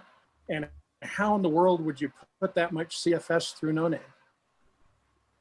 So the how, I will tell you, it gobsmacks me very frequently when I see these floods. It doesn't seem possible what comes down these drainages, but it does come down the drainage. As for debris flow maps, they weren't doing them yet when that fire occurred. So the USGS debris flow mapping program started, I want to say, Dave, do you know, was it 2014 that Jason? Yeah, it's just in the last handful of years. Jason started this, and that was a 2011 flood or fire. So we don't have a debris flow map from that one. What they would have had, though, would have been a burn severity map. They've been doing those for a long time. And, you know, it's a good question. How did it compare? And we did talk a little bit about how the bulk of No Name Creek watershed hasn't burned. And so, you know, really what I would guess looking at that, and I've seen that video a lot of times now in post-fire presentations just because it's such a good one. Without seeing it, I would guess that, you know, the burned area in that drainage was considerably greater than what we have right now anyway in No Name. That's not to say that No Name can't still produce elevated flood flows. I think, you know, we've discussed that it can. It's just maybe not the same as if it had burned, you know, in its entirety, or say 3/4 of the watershed or something like that. So it might be at the 10,000 CFS. I told you I have that rule of thumb and I use that range, but still 10,000 CFS coming out of a relatively small drainage is mind blowing. You know, I mean, there's no other word for it. Thank you very much.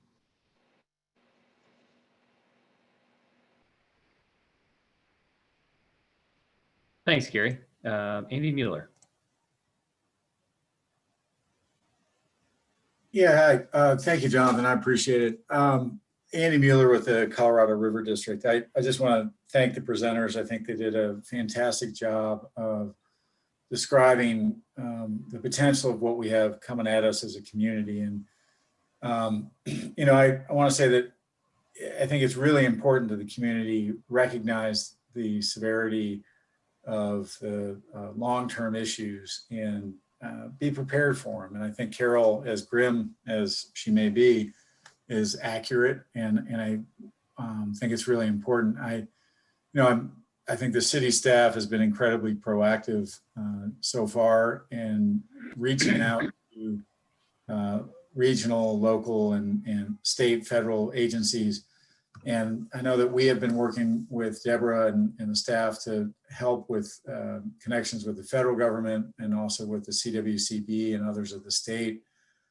We'll continue to do that. And I think it's really important work. And I have to say that I think we all have to recognize that fires like this here in Glenwood Canyon and what they used to call the asbestos fire or asbestos forest in the White River are going to become much more frequent events as we see the warming and drying going on in our region. And from a water supply perspective, which is what we at the Colorado River District deal with, fires pose a really significant threat to not just Glenwood Springs water supply, but as Carol mentioned, the water supply downriver to our farms and ranches, and frankly, the next city down that takes water right off the main stem of the Colorado is the city of Rifle.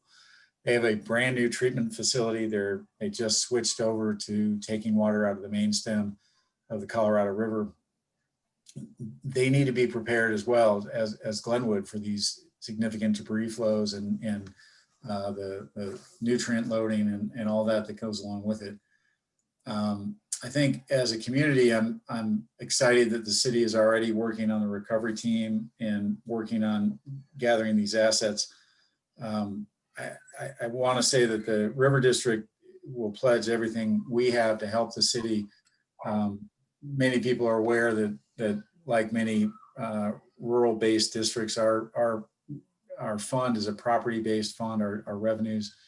We've seen hits over the years from Gallagher and Tabor and the decline of oil and gas and coal.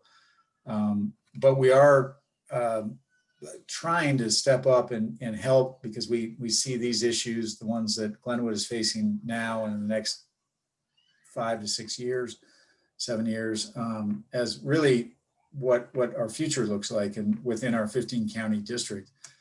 And so we have asked, our board recently put a question on the ballot for 2020 and has divided asking the voters to support increasing our mill levies so that we will have funds to help a variety of interests or a variety of needs on the West Slope. But one of the 5 buckets, if you will, that we're looking at funding is watershed health. And it's ideally it's proactive watershed health, but we've drafted that into our plan creatively enough to be able to help in the recovery for cities like Glenwood Springs. And I think it's really important to recognize that one city alone can't tackle these issues. This is an issue much bigger than the city of Glenwood Springs. It's the county, it's the region, it's everybody downstream from here who needs to help contribute and focus on how we make how we recover from this fire and how we adapt to this future that we're looking at. So I look forward to working with the district or with the city and the other partners. I think, the visit today from Senator Bennett and the folks at the NRCS and FEMA and others, the CWCB is, as Carol said, a really important player. And it was great to see Becky Mitchell today at the meeting out in Glenwood Canyon.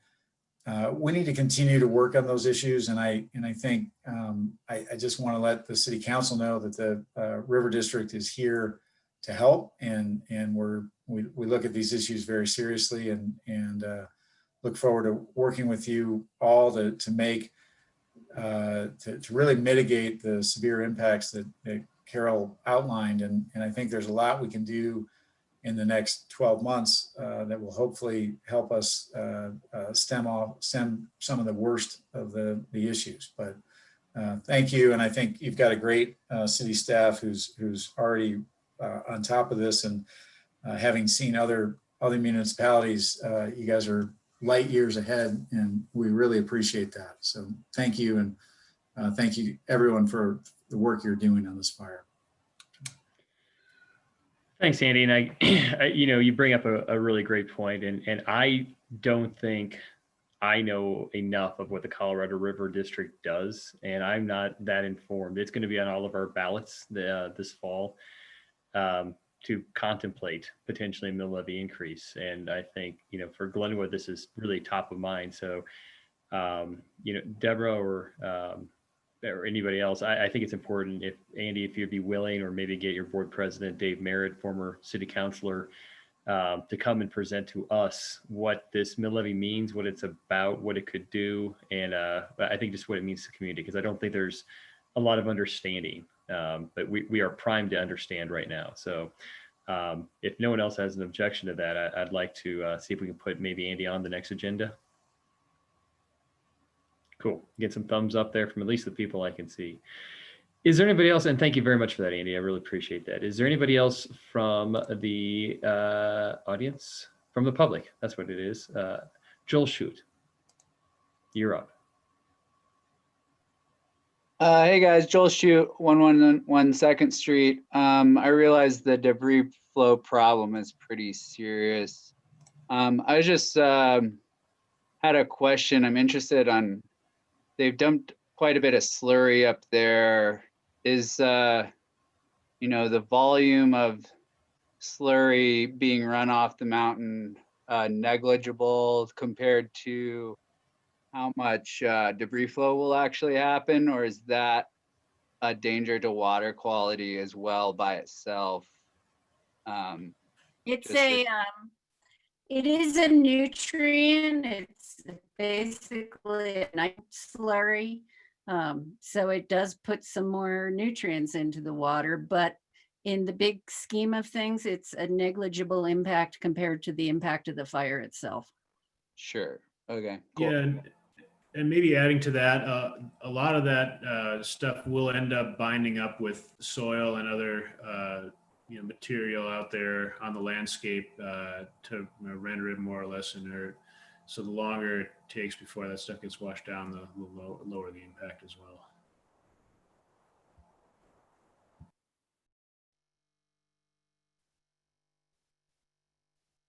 All right. Is there any other comments from the public or questions?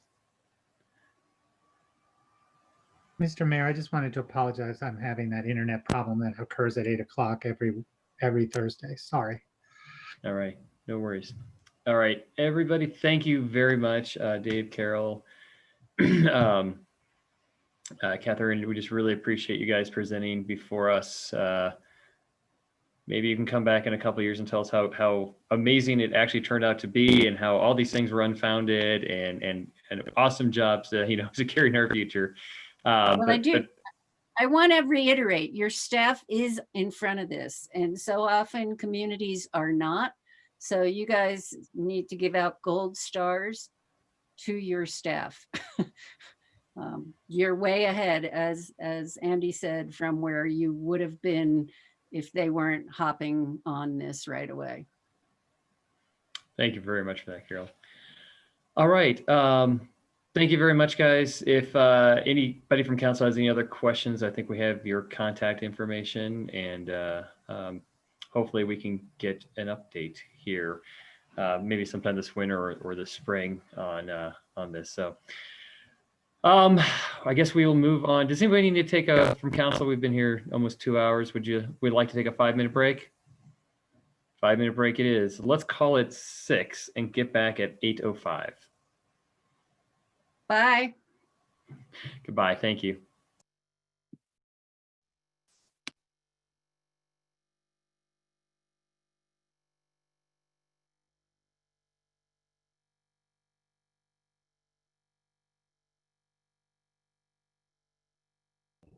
Jonathan, I know you're still on.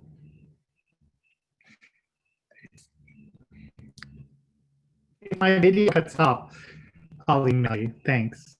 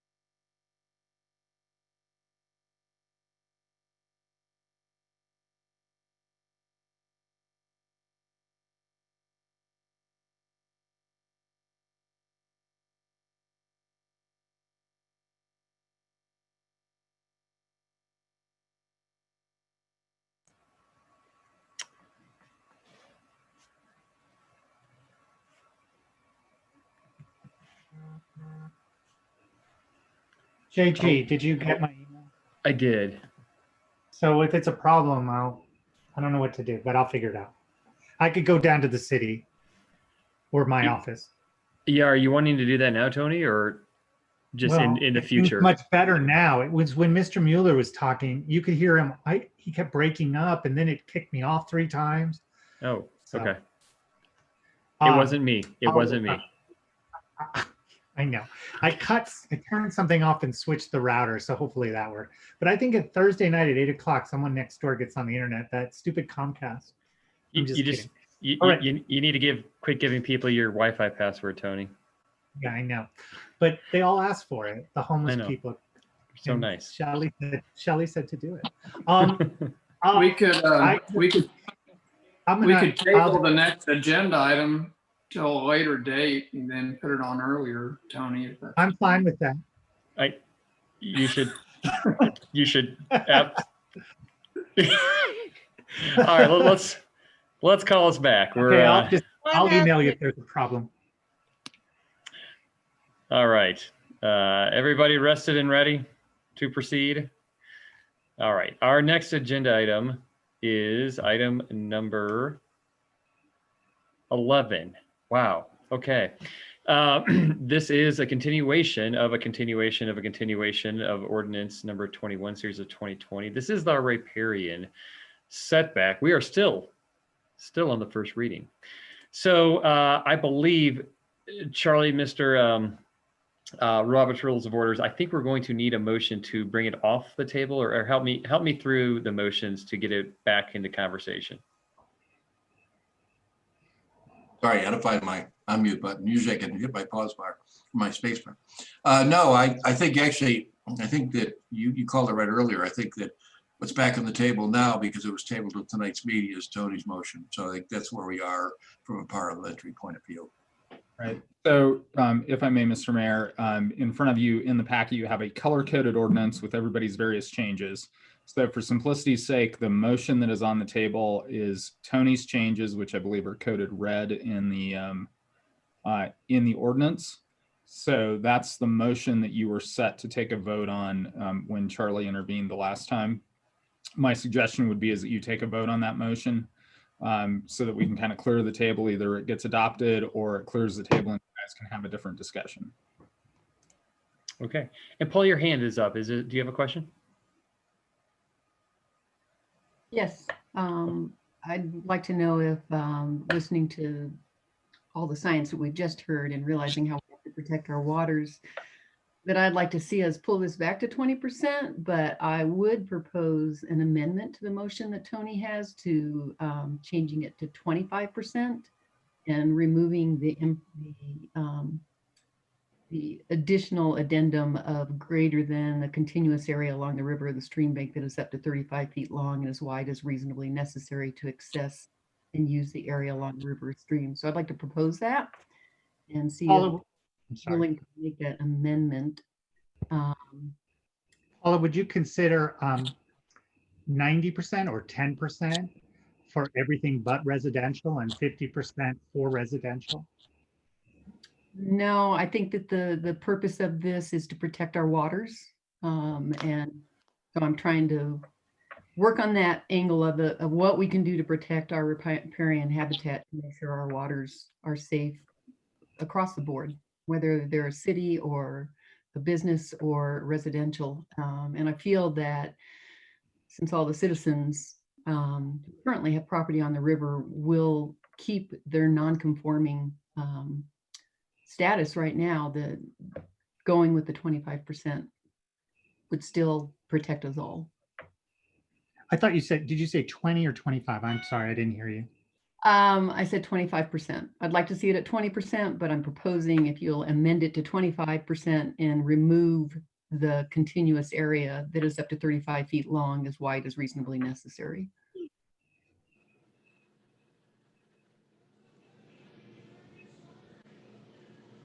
Well, Mr. Mayor, I have a motion that was seconded by Mr. Davis. I'd like to hear from him, but I think 20% is way too low or high, depending on how you look at Well, I have a lot of hands up right now, so I think the question was directed at you, Tony, whether you would be amenable to that. I'm hearing you'd like to see your motion get voted on first, and then maybe take up. Yeah, because what I just said is I'm proposing 84%, which is a lot more than 25. That's 16%, if my math is right. But giving residents a bit of a break in this pandemic and economic crisis that we're facing, and making it higher on non-residential. But again, my motion was made and seconded. I can't, what Paul is asking me to do, I can't do without Mr. Davis's permission. He seconded it. So I asked if I could hear from him, but I think you may be correct, Mr. Mayor, that we have to just vote on it, because I'm not agreeing to that. And I'm certainly not agreeing to it without Mr. Davis. Okay. So it seems like we're going to have a lot of conversation on the percentage. So if it's okay, let's just clear the table of this. And if somebody wants to offer up an additional motion, I see tons of hands up. So can we vote on this one? Yeah, that's what I'm suggesting. Thank you. I'm sorry, Shelley, did you have a point of order? I was just point of orders. Can we please call the vote? Yeah, I think there's. I agree with that. Oh, great.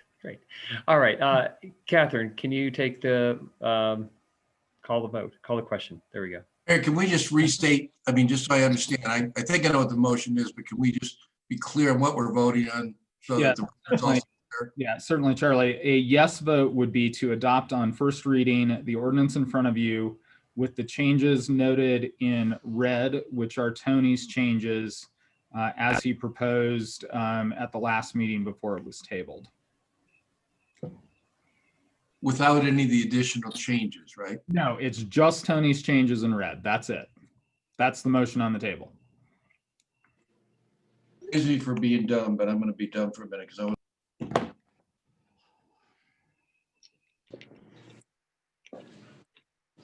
You're muted, Charlie. Oh, sorry. Thanks. I thought I had my finger down on the button. We have 3 different versions. Is this the first version in the packet, but only the red? One, there is a version in the packet that says staff changes in green, Tony changes in red, Charlie changes in blue, Tony and Charlie together in purple. You're voting on this ordinance with the changes in red. That's the motion in front of you. Red only. Red only. Okay, thank you. Yep. What if you're colorblind? I'm just kidding.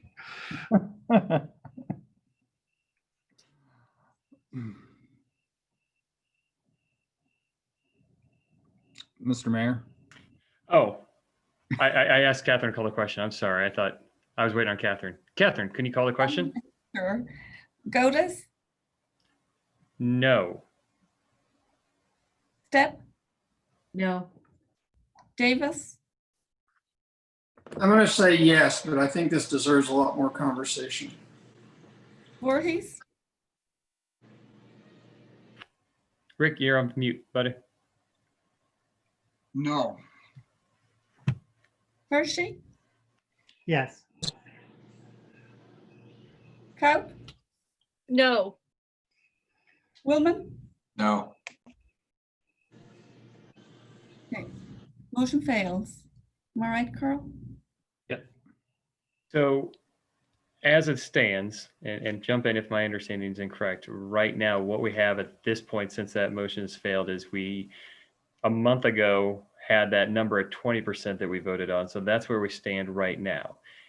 Does somebody else want to re-examine that percentage? And I would suggest that we just decide on a percentage, take a vote, decide on it again, and then get into maybe a motion for the wordsmithing. Is that something that can bring? I have a point of order. Can I ask a question, Mr. Mayor? Absolutely, please. We took a vote on August 6th, and we decided at that time as a council to separate and make the decision on the percentage. And we took a vote on that. It was a 4-3 vote to keep the area of disturbance percentage at 20%. Is there some reason, has something changed? Is there some reason that we are revisiting that? Because the direction at that time was to go to have our city attorney work on just the editorial changes from Charlie, which were minor edits to clean up the language, but I thought we had decided on the 20%.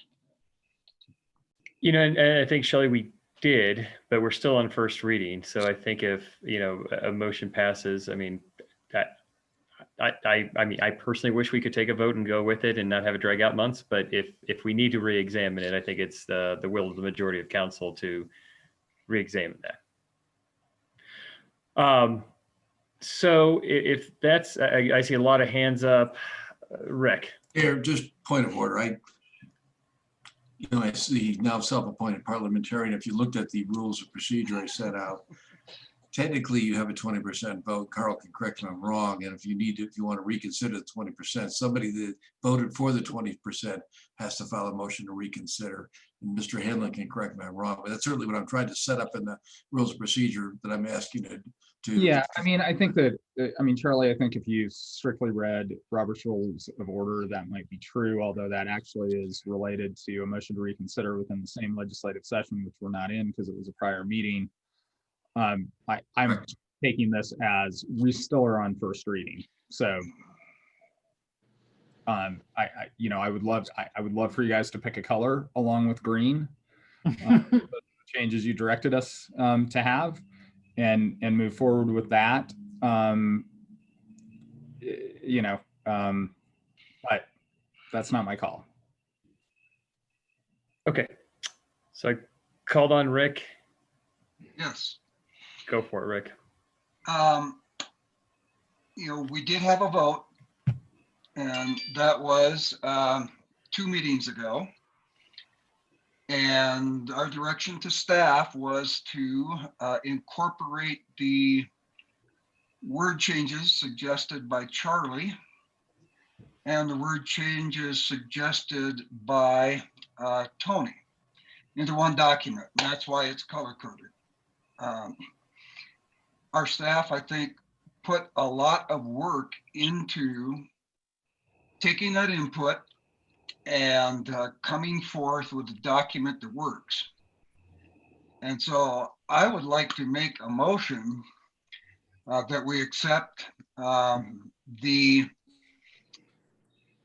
proposal, the ordinance as written with the green changes, which reflects the vote that we took substantively about the setback and the area of disturbance, and to trust our staff in terms of making all of the changes that were made clear to the public so that people can look at an ordinance and understand what it says. I think, unfortunately, we have allowed ourselves to get all snarled up the word changes that were offered. And I want to thank Carl for the work that he put in. I imagine he didn't do this alone, but to ensure that we had a document that was self-defining and unambiguous.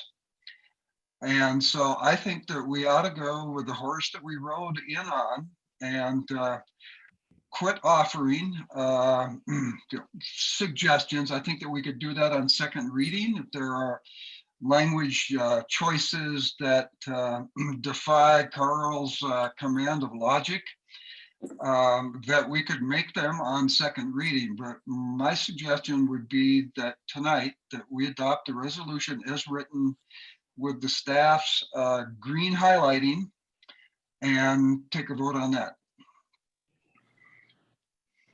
So that's my motion. And do you want to reaffirm the 20%, Rick? Yeah, I would reaffirm the 20% and reaffirm the 35-foot setback. Is there a second? I'll second. Moved by Rick, seconded by Paula. Further conversation? Steve. Yeah, it's ridiculous that we take now just a passing hand at this document. We've worked on this for a long time. There certainly is this is an emotional issue for a hell of a lot of people in this community on both sides of the issue. And there is some very simple wordsmithing that's been proposed by Charlie, by Shelley, by Tony, by myself, and we need to get it right. The simple wordsmithing that we have proposed doesn't change dramatically any of this document, but we need to get it right, and we should get it right on the first reading. There's no reason why we should just brush over this and ignore these lives that are affected in this document to pass it, just even though it's not correct at this point in time. The simple wordsmithing that's been proposed by Charlie, Shelley, even today, and most of the wordsmithing that was proposed by Tony, I think, is very simple and cleans the document up a lot. All right. Thank you. Steve, Shelley.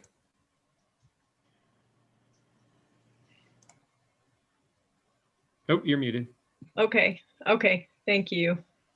So I'm trying to pull my document up, and I have to say I agree with Steve on this, that there are some word changes. I appreciate Rick's motion to just get the vote done, but there are some simple word changes that were most of the green combined with the red, some of the red comments from Tony. And then I proposed 2 inserts of words today that refer to native vegetation, native riparian vegetation, which was suggested by the River Commission. I think those changes should be put in. The only, and I would ask Councillor Voorhees if he would consider an alternate to his motion to include all the changes accepting the section 070, 040, 020, D24 under A number 1. There's a whole section, there's a partial paragraph there in red that proposes the 33% setback, and then also a 35-foot long corridor. I would suggest that that's the only thing we strike from the edits that came in on the document that was included in our packet. So I would ask Councillor Voorhees if he would consider revising his motion to the 20%, striking that portion in red that's in that section 24A number 1 that was, and then also adding the reference to native riparian plant species that I sent out this afternoon. Well, you know, I would be willing to accept that. I mean, my motion was not to lock this thing in a lockbox. My motion was intended to reinforce the idea that we had a 20% area of disturbance on a 35-foot setback. And that's what I'm affirming, but agreeing yes. with Steve that there were some good edits put in there, with the exception of the one that I mentioned, and just wondering if you would be willing to accept those. Well, and the answer is yes. I'm just trying to avoid a group writing project here. Right. But I mean, I think that, you know, there's a hierarchy of things that should be tweaked, and maybe a hierarchy of things that could be, you know, incorporated in some way. But obviously, I don't know if we have the total energy to do that tonight, but if you're offering those changes and those changes only, I would modify my motion and then look for Paula for a second. I'm amenable to Shelley's ideas. I think that Shelley and Steve's ideas, I think that that would be a great way to move forward. Okay, thanks. Okay, so we have a motion. We have a second. We have 2 more hands up. We have Tony and Charlie. Tony. Unmute myself. Can you hear me, Mr. Mayor? I can. You're fantastic. We can't see you. What? Oh, there we go. Why can't you see me? Sorry, I'm having video problems. I really appreciate, Mr. Davis, the changes. I know that Charlie has worked really hard, and Steve and Carl. I mean, I don't like the horse we rode in on. That's why we're changing this, just to vote for something, just to vote for it, because the staff worked hard on it. Makes no sense. I am going to say that I really wish that this council, at least if not tonight, at the next night, would just look at the math. I mean, I'm proposing an 84% setback if you do 50 and 90, and it would help out residents. I wish we would think about that. But at the very least, I think Paula has said 25%, which she would agree to. I think you have 3 other council people here who are 25.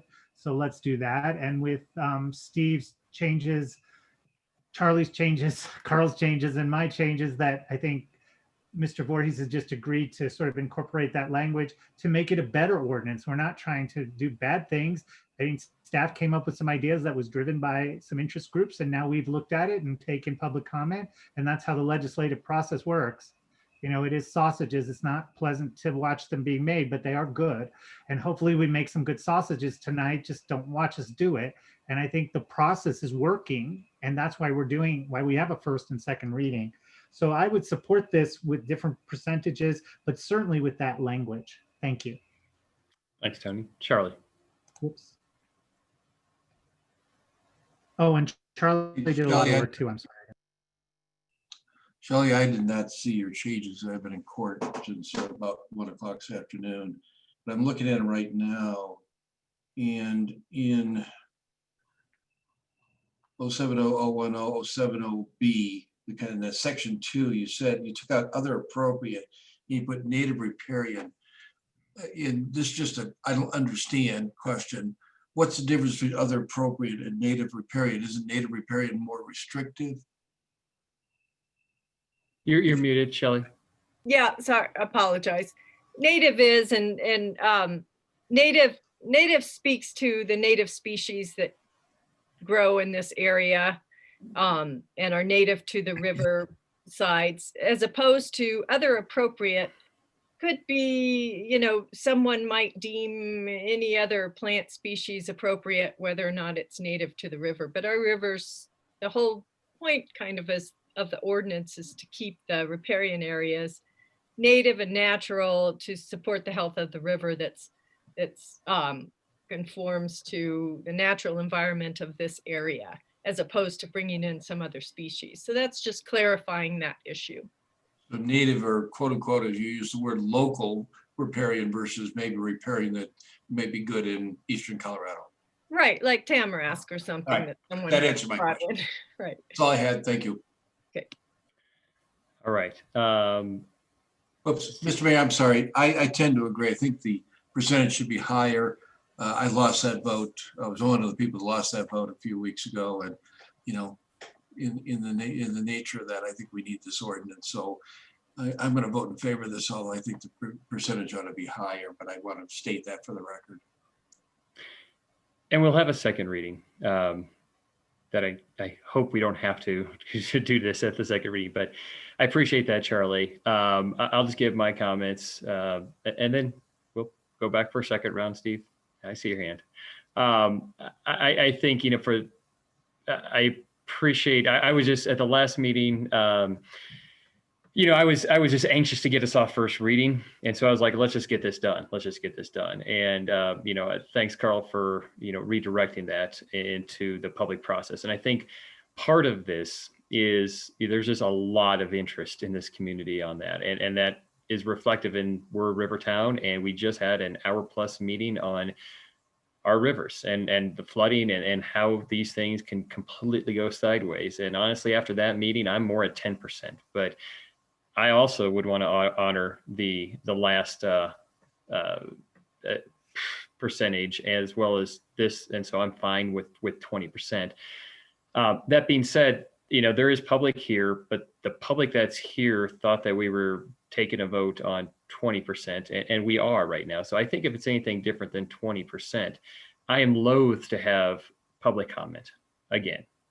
We've done that. We've checked that box. We've gotten a ton of public comment in the preceding month since we've taken the 3 to 4 hours of public comment the last time. But I do think if we change that percentage, it's now a different ordinance and the public should be able to comment on it. So if that is the case, and if this doesn't pass and we do a different percentage, higher, lower, in between, I don't know. But I do think at second reading, I would be wanting to reopen public comments so the public can vote on a new percentage that they were not prepared to vote on or to comment on tonight. So I guess those are my comments, and I'm good with the language. I think Mr. Davis, for large part, Mr. Hershey, Mr. Willman have all put in, Mrs. Kaup have all put in really thoughtful, good comments that aren't intended to have gotchas or anything, but just that do clarify it. So I want to appreciate all the work everybody's put in, and the Friends of the Roaring Fork with their help with that, as well as Roaring Fork Conservancy to get us to that spot. So Mr. Davis, I'll give you the last word before we call the question. And you're muted. But that's okay. I just want to clarify so I understand how the motion stands currently. And that would be at the 20%, but to accept all of the red lines, blue lines, green lines of staff, except for that 2A or 24A1, as Shelley stated. But it would also include Shelley's changes that she submitted this afternoon. Is that correct? That is. She had 2 minor changes. Yeah, the 2 native riparian, I think, was the set of changes that were included in the motion. You're right. I'm good. Okay. I know you're not, but I appreciate you saying I know that, I'm Steve. not good, and I'd like to have yet more comment and another additional option for a motion following this one, but. Well, let's see where this goes. Okay. Catherine, let's call the question. Davis, Yes. Hershey, No. Step, Yes. Kaup, Yes. Willman, Yes. Voorhees, Rick, you're muted. I'm trying to be such a good soldier so you don't have to hear my heavy breathing, but my vote is yes. Godus. Yes. Motion passes. Congratulations, everybody. Hooray. Not congratulations to any one group. Congratulations, we finally got past the first reading. So we will take this up at second reading if we need to. And we will move on to the next agenda item. I have clarity a little bit, Jonathan. Sorry. I'm sorry. Yeah, go ahead, Paula. So on the second reading, we're not going to do that through the consent agenda. We're going to. No, this is one that I think we have made enough changes. I want to present a clean ordinance to you so that everybody can see exactly what the language is. Yeah, absolutely. Okay, thank you. Thanks, Paul. I really appreciate that. That's a very good clarification. All right. Next, item number 12. This has been continued from the last meeting. It's a review and adoption of large and small capital projects list and transportation vision statement. Who is presenting this? Hi, Jonathan. Good evening, Hi, Terry. Council. I am presenting this. I'm trying to figure out a Terry, way before to. Terry, excuse me, Terry, before Terry goes on, Steve Smith, I think, is in the audience, but he's representing the Transportation Commission on this, so I would ask him to be allowed to participate. Terry, did I get that right? Yeah, and I'm going to promote Steve Smith to a panelist, so it's just easier for me to allow him to speak. Okay. Thank you. Terry, I'm sorry, apologize for interrupting. No, thank you. I'm also trying to figure out how to share my screen so that I can bring up that that list. I'm having a little bit of trouble. Yeah, give me just a second to see if I can find the right button.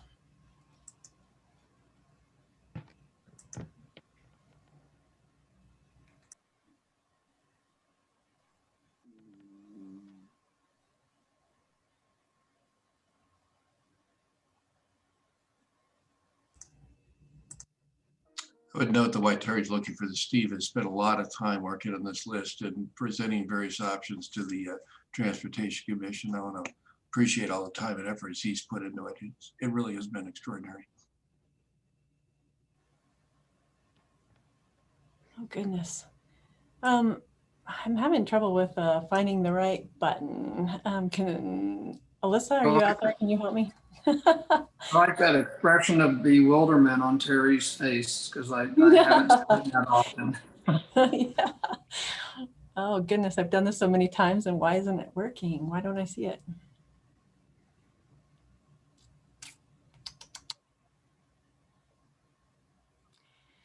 Okay, I'm going to describe it to you because I can't seem to be able to share my screen. As Charlie just described, we do every year, the Transportation Commission spends quite a few hours actually looking at our small projects list and our large projects list. These lists were originally generated in our 2015 Transportation Master Plan. At the time when we originally built the plan, the Transportation Commission was very adamant about not continuing to spend consultant money year to year updating the plan and to undertake this effort themselves to try to help the city with their budget process and to help the city look at what the highest priority projects should be across the city. So, we have done this list again this year, and unfortunately, this year, as you know, is an unusual year. We've suffered from a number of crises, our fire and the COVID crisis. We are still managing to get a number of our priority projects done. So I'm going to just go ahead and read to you our large priority projects. And when we prioritize the projects as large projects, we prioritize projects that we believe are going to cost over $1 million. So we really only spend a lot of effort prioritizing the first 10. And just so you can hear what they are, our first 10 this year are South Midland, which we will go ahead and bid here coming up soon. We're just about done with our right-of-way process. Southbridge, we're proceeding towards 60% design. 6th Street construction is still on our list. We're also thinking about a number of projects that are under that 6th Street construction. We go into detail when we analyze these things and think about how the different road projects work with our bicycles and work with our pedestrians. And so there are a number of items underneath each one of these major projects, but just because it's almost 9 o'clock at night, I'm just going to focus on our large projects. The next project down the list is the 8th Street expansion. We've talked about that in the past, adding the 2 large multi-use paths on either side and a center median in that road. Loba Trail is proceeding, and we did get a large Garfield County Federal Mineral Lease District grant for that work. And so we intend to try to bid that either at the end of the year or in the spring of next year. On this list also is the Highway 6 shared use path from Linden to Donegan. I know Councilman Voorhees has talked quite a bit about that project, and that's also an important one and stays at number 6 on our list. Number 7 is a continuation of that Highway 6 corridor from Donegan to Melray. And then number 8 on that list is grade separation for 27th Street at State Highway 82. And with that, there's a shared use path that runs along the school district property there, the bus barn. And I think probably most of you remember that we're working on that right now with RAFTA. RAFTA's received quite a bit of funding for that, and we do hope to bring that to construction at the end of 2021. The last project that was prioritized for our large project list is the 14th Street multimodal bridge. That had been a priority for many years, just adding another connection across the Roaring Fork. There are a number of projects that are unrated and probably at our next review, when I have it, I have the ability to show this to you, I'll show you some of the unrated projects as well. On our small projects list, and again, these are projects that are under $1 million. We have a few high priorities, and I'm glad to say that actually a number of these projects are underway. So our first highest rank in the small projects list are interim improvements to 8th Street. So a number of you have probably noticed that there's a little bit of a goat path on the north side of 8th Street from the city's little triangle parking lot down to 7th Street. We'd like to put in some sort of a path there to formalize that and make it a little bit safer. So that's our first small project. Mary, let me just stop you. The council packet still has in number 1, construct a small 3-foot path, and the Transportation Commission actually took out the word small. They thought it was redundant. So it's not big, but it says 3-foot path in the final project list approval. Thank you, Charlie. Yes. And I'm glad you guys can see it on your packet. I'm sorry I can't show it. So number 2 is the Highway 6 bike path interim improvements. And we have been working on this, I think Matt, our street superintendent, Jake, is regularly adding different things out there and trying to clear up the cracks that have existed in that path for a long time. We'd like to add bollards to the trail intersection at Traver Trail to prevent trucks from parking on the trail, complete the filling of the cracks, install temporary drainage or diversions, and then do an interim overlay. And I know Matt's had these on Jake's list, I think both last year and probably this year again, but as you can imagine, we've been distracted with a number of other things. The third project on the list is the 12th Street ditch interim improvements. I know Shelley comments on this every year, trying to get that cleaned up, improve the surface, lighting, drainage, that kind of thing. I think we are going to be able to improve one of the curb ramps off of Blake that access the 12th Street ditch. So I think that'll improve just a little bit this year. Citywide wayfinding always stays on our small project list. That's also very important. Bicycle routes and paths, prioritize and schedule improvements on our bicycle paths. Blake Avenue bike lanes, extend the no parking paint. Separate the Blake bike lane from parking as much as we possibly can with our roadway width there. 6th Street bike route from Maple to Linden, install directional signs, and 6th Street roundabout, improve the pedestrian facilities across Laurel. There are also a number of rapid flashing beacons that people thought were important to include on this list at exit 114, on 8th Street at 7th Street, and on Highway 6 at Soccer Field Road and 135 Road. The Ride Glenwood Springs the Rio Grande Trail connections. I'm glad to say that we were actually able to reach an agreement with RAFTA this year to harden some of our connections out there. But one of the most dangerous, I guess, has been at Coach Miller Drive there, where we have a lot of gravel that falls out into the trail, and people have had accidents at that intersection. Also at the elementary school, and again at 12th Street, we'll be able to pave that this year and harden that connection to the Rio Grande.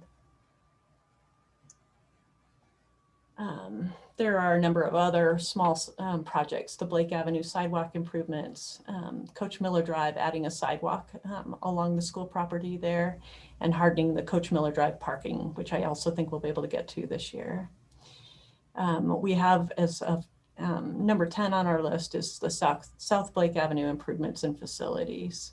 That's including opening the Blake Gate to coincide with the Bell Rippey development and making sure we've got good pedestrian connections in there. So those are our first 10. And because the public can't see it, I think I'll stop there. Steve, did you have anything to add about our lists? Just 3 highlights, if I may. Thank you, Terry, and thank you, Mr. Mayor, for including me in this discussion, and thank you, Councilman Willman, for the invitation.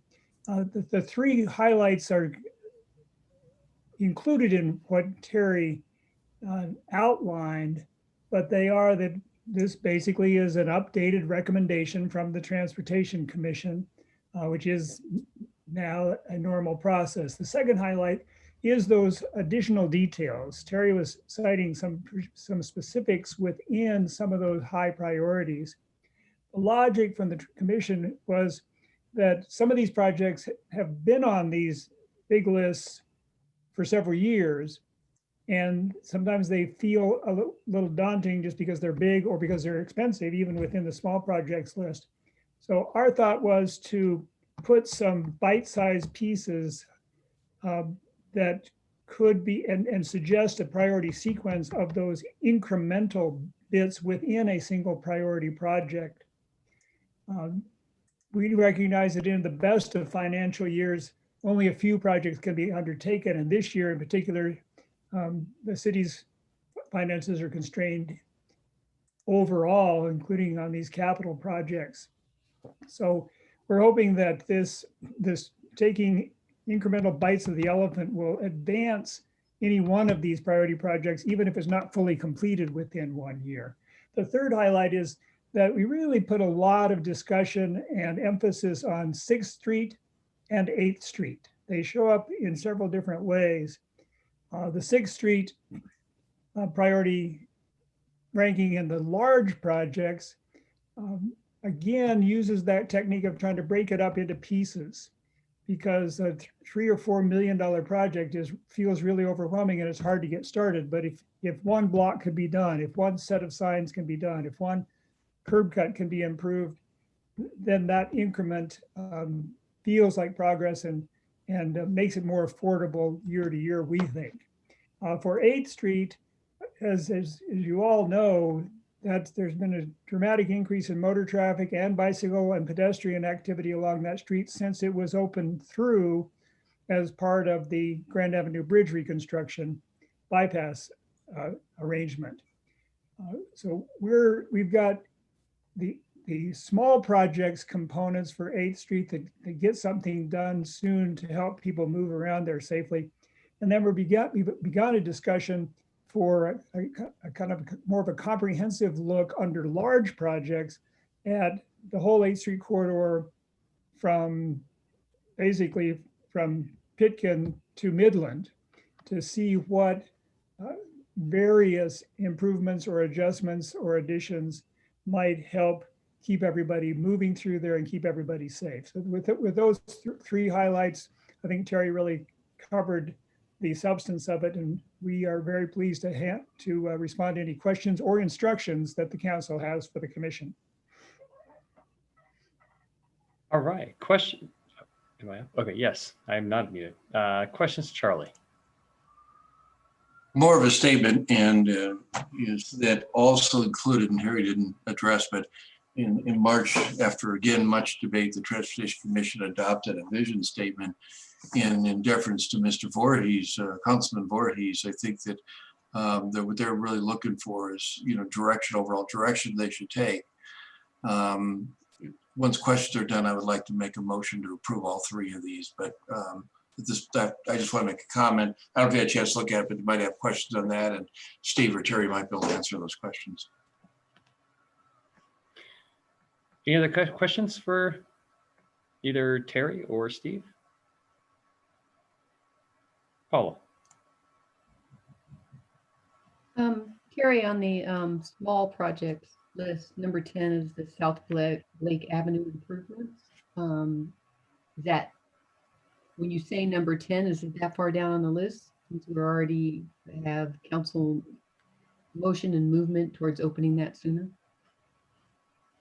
When we prioritized these, it wasn't, well, I should start and say that probably at least 3 years ago, opening of Blake Gate was voted on by the Transportation Commission, and I think that they renewed their vote every year to go ahead and open Blake Gate. So I think that they're very pleased about that.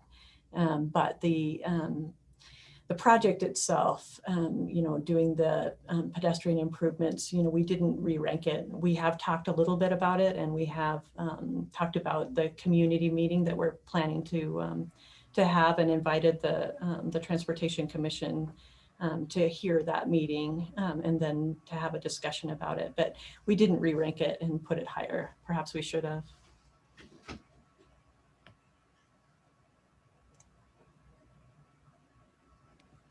Any other questions? Okay. This is not an ordinance. It is a adoption.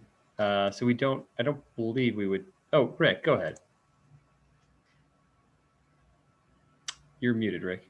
Yeah, no, I was going to try to go ahead and make a motion. If Charlie would like to do it, that's fine too. I just appreciate the work. It's long deliberation, and I think that there's a lot of give and take on the Transportation Committee, as I can see. And so thank you for that. And I'll defer the motion to Charlie if he'd like to make it, but I would heartily second it if he does. If I may, Mr. Mayor, I would move to approve the Transportation Commission vision statement they adopted on March 10, 2020, and to approve as direction for council in budgeting, subject to all sorts of normal budget constraints, the both small and large project list as adopted by the Transportation Commission, and as with Mr. Voorhees. With thanks to the commission members, they work very long and very hard once a month on this project, and people like Steve work and others on the committee work very hard outside of those meetings. Second. Right, moved by Charlie, seconded by Rick. Further discussion? Just want to thank you very much to our boards and commissions. They are so helpful to all of us and provide us with a lot of expertise, advice. And I know staffing those boards and commissions is a lot of work. So I also want to thank staff for that as well. Paula. I think you're, oh, there you go. I also appreciate all this work. I did sit in on a transportation committee meeting, not the last one, but the one before, and it was very informative. And I appreciate all the expertise. I would like to see them move up this South Blake small project, move it higher up on the list, since that is pretty imminent right now, and see some work going forward on that. So that's my one objection, but overall I totally approve what they've been doing here. All right, thank you. Any other questions, comments? All right, seeing none. Catherine, let's call the question. Davis, Yes. Hershey, Yes. Cope, Yes. Willman, Yes. Voorhees, Yes. Godus, Yes. Stepp. Yes. Motion passes unanimously. Thank you, All right. Council. Thank you very much. Thank you. Thank you. All right, next item. You know, Rick, I hate to do this to you, but it is almost 9 o'clock and I think we might get bogged down on this code of conduct. Would you be amenable to kicking that? Okay. So And let's, it's not my code, Jonathan, it's our code, so. I absolutely appreciate that. And and Charlie's put a lot of work into it as well as Carl. So you are correct. I know I've been promising you specifically. Yeah. So I like to be a man of my word when it's convenient. You're All right. right. Let's get to COVID-19 face covering. This has been continued at least 3 times. So I believe we're talking about consistency with statewide orders. Deborah, is this you? I believe it is Jen. Since she Oh, wrote I'm it. sorry. She's willing. Your hair looks great, Jen. Thanks. Good evening, Mayor, members of council. I think we put this on originally because there was some confusion when the statewide mask order went into effect, which orders prevailed, and there are a few little differences. And I think what Carl Hanlon said last time was that maybe we just wanted to have the outdoor mask ordinance and otherwise go with the state order. And I think that there are some exemptions for like broadcasting, so that you can take your mask down like the governor does when he's giving a press conference and then he puts it back on. You know, if you are needing to take that down for a communication reason, if you are hearing impaired. So there are a few of those kinds of differences in the orders, but certainly can answer any other questions.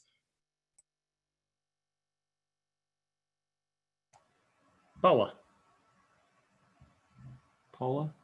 Sorry, I finally muted myself to say Paula. So if I kept saying Paula, I just, yeah.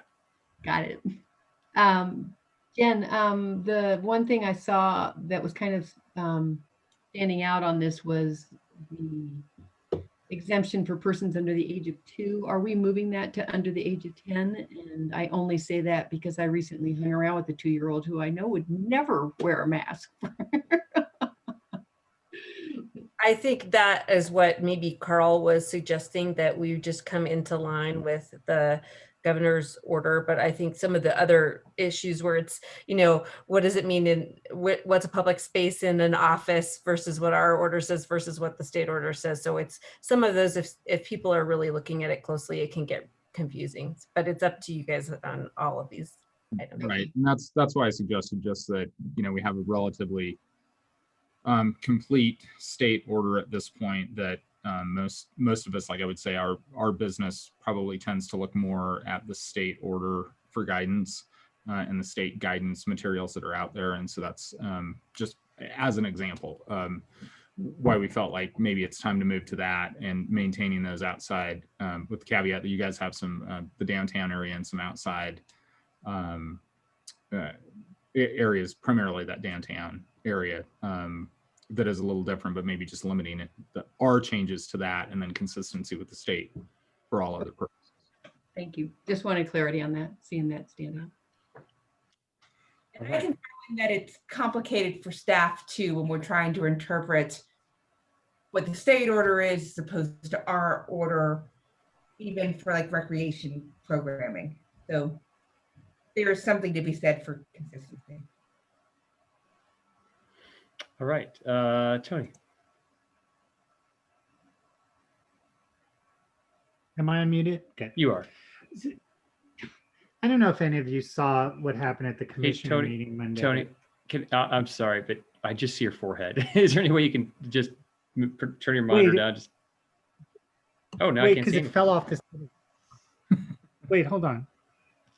It fell off this little stand. Is that good? That's great. Yeah, that's great. Thanks.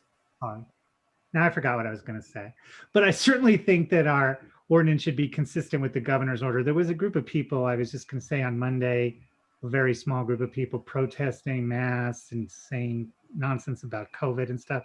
I think most people are now on the same page. The governor has issued his orders. You know, if you don't like them, you can go sue the governor, I guess. But I think if it's consistent with the governor's orders, I think this has been very successful everywhere. Look at Texas and Florida and those southern belts, those southern states where the COVID rates have gone down. So I think we've done a good job. People are very compliant, I think. So I appreciate all the hard work that Jen and everyone's done on this. But if we just tweak it a little, I think we're all set. And I think this, lastly, I would just say, and I don't know if you would disagree, Mr. Mayor, but I think this is going to be the long term, maybe a lot longer, I think, than we think. But eventually we'll get to look at each other in the face. Thanks a lot. I have nothing else. Thanks, Charlie.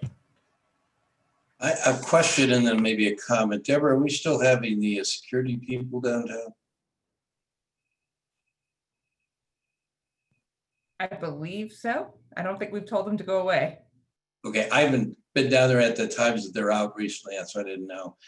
My comment is kind of, I agree we should come in compliance with the governor's order. My other comment is that the mandatory downtown face mask district, I think, is unenforceable, is not being enforced. We should eliminate that as well. But if the majority council wants to keep it, I'm not going to fight it either. But I didn't think it was a good idea when we adopted it, just because I don't think it's enforceable. I think more and more people are, as Tony reflected, are understanding the need and the importance of masks and are wearing them, and making downtown a mandatory zone, I think is, I already said it. I'll stop. All right. I think we've kind of gone into the comments section as well. So do other folks have comments? I guess I'll make one. And Charlie, thanks for bringing that up. I think, the science that we're understanding more and more of says it's really, really difficult to catch it when you're outside. That being said, I'm comfortable with the mask, the downtown mask order that we have inside and outside. I see a lot of people wearing it. I feel more comfortable, especially when it's crowded. That being said, it is September. We're just getting back on our feet. I hope things rebound and we have a great weekend this weekend. I hope we have a good September. September is actually one of our higher months. I think it's the second or third. I think it's like the third highest sales tax month for our city. So I'm really hopeful. I think we do, if we are paying private security, we probably don't need them in the next, after the next couple of weeks. So that might be something we want to look at scaling down, because I just don't think that we have the visitors come October. October is a pretty low month.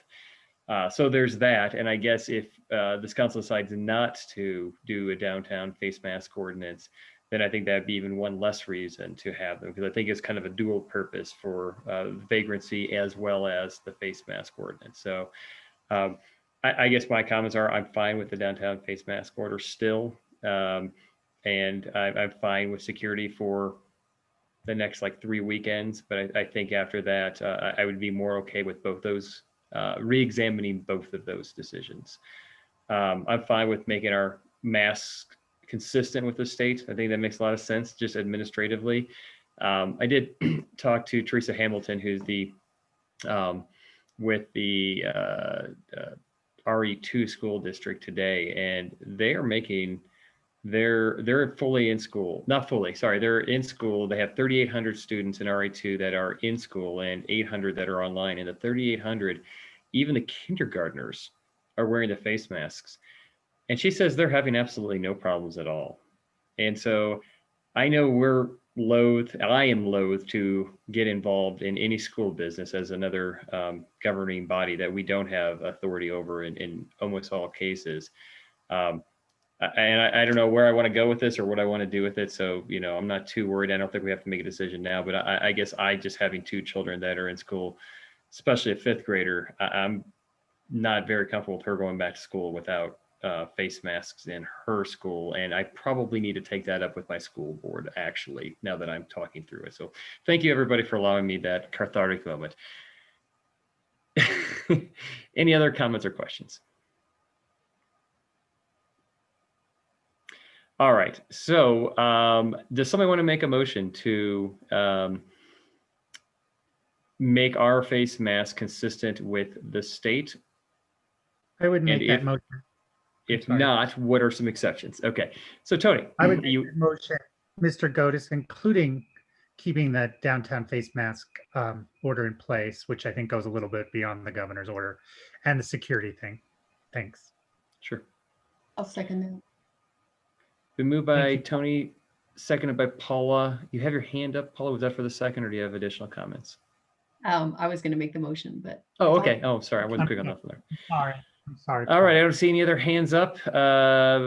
Everybody clear with the motion to get consistent with the state, except for our downtown core, inside and outside?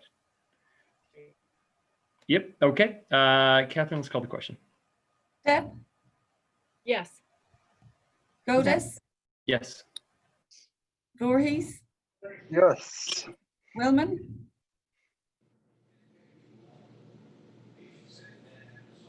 Spacebar is supposed to work, and it doesn't work all the time. Yes. Hershey, Oui, madame. Yes.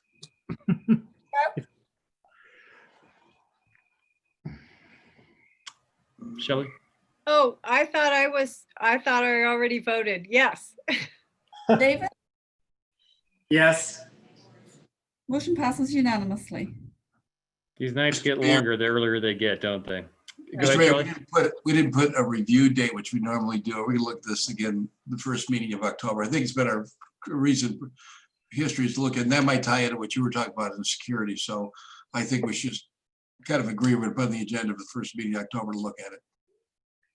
Is it? I'm okay with that. Is everybody else okay with that? Yeah. Okay. And I would say if we do want to take a look at the schools, we'll probably need to do that at the next meeting because we hopefully will have more information from at least RE1 about what their intentions are going back on in campus. And also I think, as we see the numbers, so I'm just going to riff for a second, as we look at really good numbers that have been coming back from Garfield County lately, we might want to have a conversation later in the year about coming back after the holidays and potentially seeing what going back to in-person might look like. I'm not saying I want to have the conversation right now, but I think it's at least something we should put on our docket for December to talk about if we want to talk about it further. Which has nothing to do with face mask. All right, next item on the agenda is Get Glenwood Going Gold Update. Angie Anderson, you've been so patient. I'm going to promote you to a panelist. Mr. Mayor, could you also promote Marlena? I would love to do that. Oh, hold on. Visit Glenwood, I think. That's what I'm going to be promoting. And I think that's it. I thought it was Angie, but I think it's going to, is it going to be Lisa Langer? Oh, there's Angie. Hi, Angie. Sorry, you already got promoted. Hello. I'm going to be co-presenting with Malena Nider. So I'm going to go ahead and share my screen here. Just give me just a second.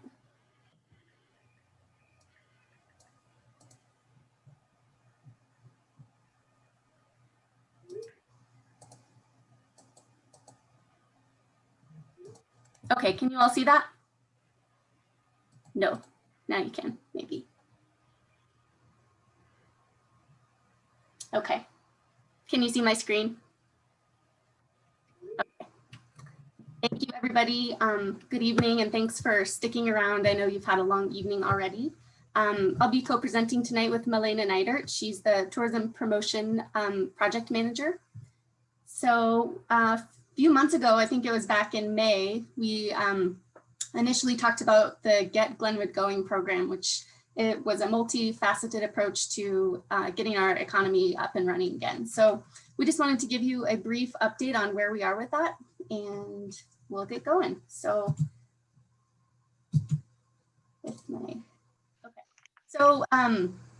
this program was, as I just said, multifaceted. It included the G4 grant program, the Glenwood Gold Tourism Stimulus campaign, and the Help Glenwood Shine campaign. And then, of course, we've had multiple community partnerships involved in so many different things since the onset of the pandemic. So I just wanted to acknowledge some of those as well. So this is a quote from one of our G4 grant recipients. Just wanted to share that with you. I think it was one that really spoke to me, and just the fact that we were all able to come together and put together a program that supported and encouraged our businesses. As we all know, it was about a $3,000 grant per business. So just enough to kind of get them going again. So we did $300,000 in grants that were distributed in equal shares. 132 businesses were eligible for those. And as you'll recall, it was $100,000 from the DDA, a $100,000 FAB grant, and then the city came in with another $100,000. So thank you very much. That was very appreciated. We received a lot of thank you notes, calls, emails from those recipients. So thank you for that program. It also represented an unprecedented partnership with the Glenwood Springs Chamber and our foundation, as well as the city and the DDA. So we've all had the opportunity to work together a lot throughout these past few months, which I would say is a great silver lining. So just a quick overview on Glenwood Gold. This is our year-round buy local program. It's our community currency. These certificates can be purchased on our website or by calling us, and we can take care of that. But they can be used at any participating business in Glenwood Springs. There is no cost for them to sign up or accept Glenwood Gold, and they don't have to buy any additional software or anything like that. And they are reimbursed 100% for any certificates redeemed in their businesses. So we currently have 50 businesses, and that number tends to grow as we get more media attention. So we hope to continue to see more and more businesses get involved in a program, which we plan to continue well beyond this, the current environment. So so we're using Glenwood Gold in a couple of different ways. So I'm going to let Malena speak about the tourism stimulus campaign. So thank you. Hi. As a quick reminder, the tourism side of things for the tourism stimulus campaign has been that we're awarding visitors and welcoming them back to Glenwood Springs for with $100 Glenwood Gold welcome gifts. And the stipulations on this program was the first 1,000 visitors, and it has to be a weekday stay from checking in from Sunday through Thursday for at least 2 nights. And we launched this program originally from June through the end of September. And I'm going to go into how we extended the program. It was very successful. It brought us lots of visitors and bookings in June and July. And of course, we then know that in August, due to the fire, everything came a little bit to a standstill. So we made the decision to extend the program and relaunched it, as we waited just to a good point last week and got it ready to relaunch on August 26th when the fire was at a reasonable, well-looking containment. And we launched it as a press release through our media contacts and as a Colorado global news wire, with Glenwood Springs attempts literal comeback with Glenwood Gold welcome gifts. We were overwhelmed by the organic, amazing media attention we received for it from Front Range Media all over. Angie, could you go to that? Here's some of those high profile hits that we got, which is really nice because within our normal advertising budget, we were able to get lots of media attention.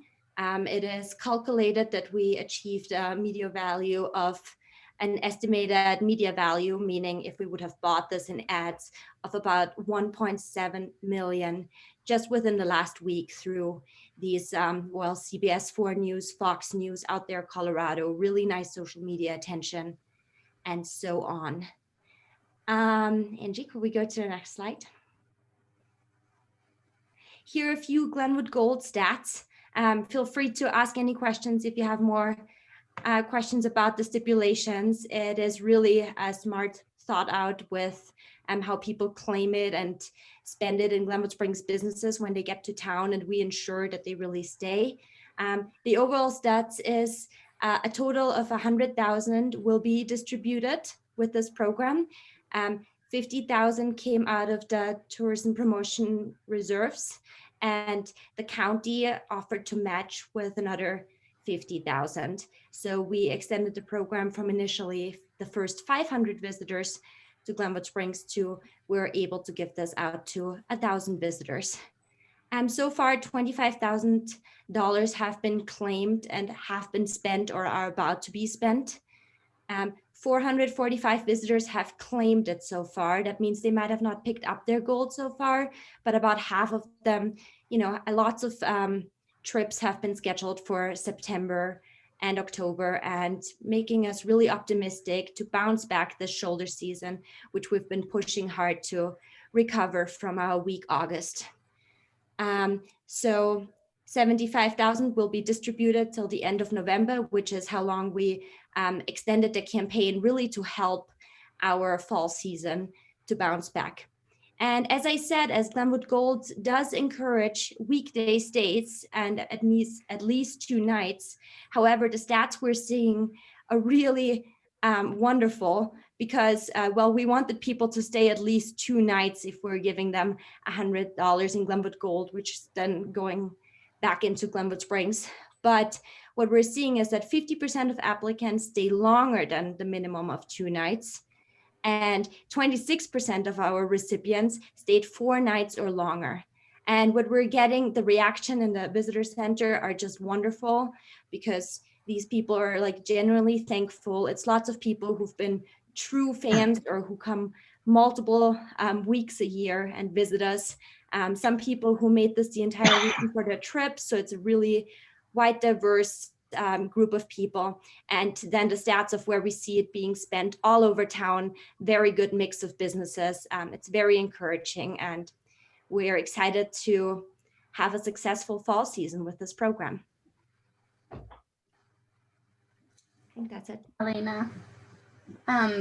So the other side of how we're utilizing Glenwood Gold is more of a local promotion, which we're calling Help Glenwood Springs Shine Community Challenge. So it seems like the number of the night is 100,000, but we are also challenging the community to put another $100,000 to invest $100,000 in Glenwood Gold by Small Business Saturday, which is the Saturday after Thanksgiving and is kind of the launch of the holiday shopping season. So we thought that would be a nice goal and a nice time to try to get that done. We every purchase of Glenwood Gold will count toward that goal, except for the tourism promotion that's handled separately.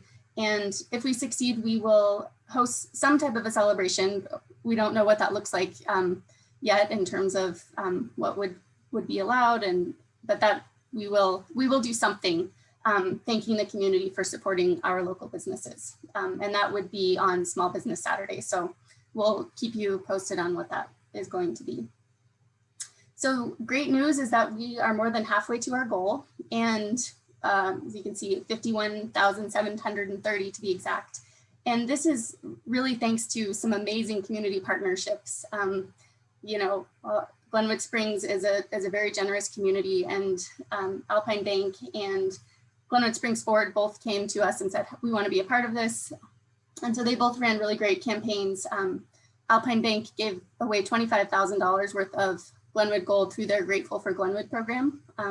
So 250 people in the community received $100 in Glenwood Gold by being nominated for doing something good. So that was a wonderful campaign. We saw a lot of teachers, a lot of nurses, a lot of just great neighbors being recognized for doing good deeds.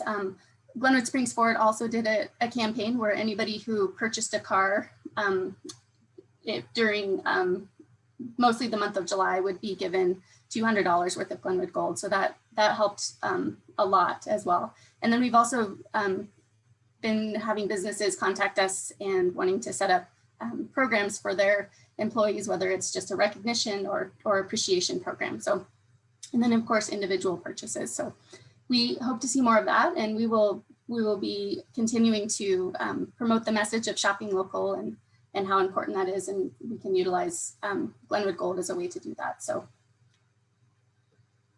so just to sum it up, the total Get Glenwood Going, which is a tongue twister, program is a $500,000 investment in the community. $300,000 of that was from the G4 grants, and then $100,000 through the tourism stimulus campaign.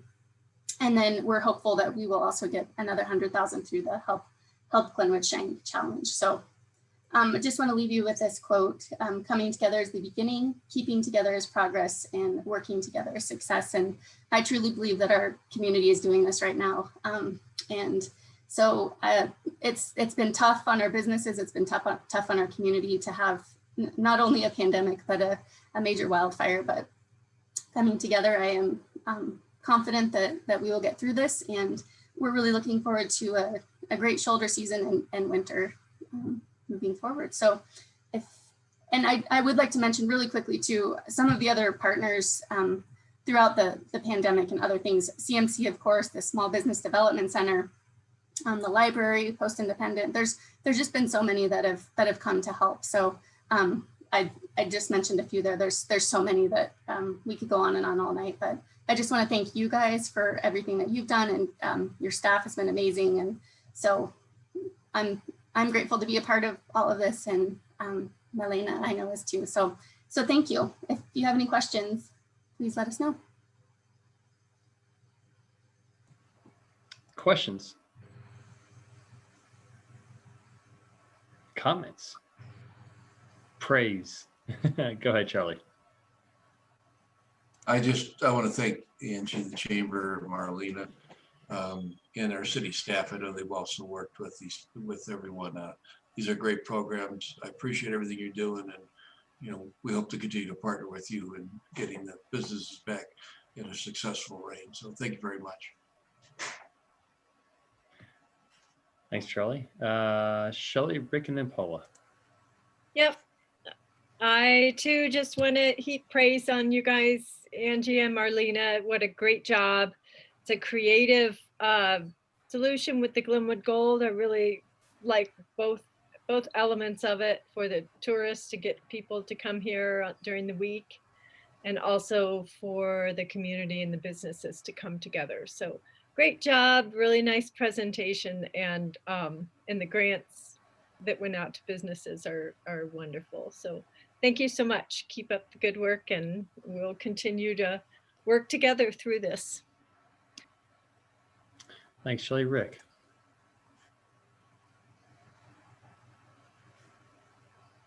Rick, you're muted. You try to be a good citizen and unmute yourself. And I just want to say that Marina and to Angie and Lisa, who isn't here, and Deborah and Jennifer, that it's amazing to watch us go in the course of a year from a beginning to success, to paraphrase Henry Ford here on Angie's presentation. It's been a very good partnership. And, I think it'll even get better in coming times. So thank you for hanging in there, and thank you for making all of this work. Really appreciate it. Thanks, Rick. Paula.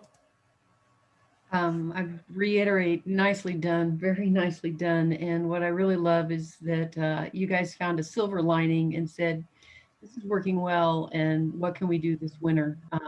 And to show that we're already coming together with ideas, it just shows how our community ties together. And I've been sitting in on tourism board meetings as the liaison, and I know all of these people have been hurting, but helping and looking for solutions. And it's just great to see all of us working together to find these. And thank you so much, Chamber of Commerce, Tourism Board, and all of our local businesses.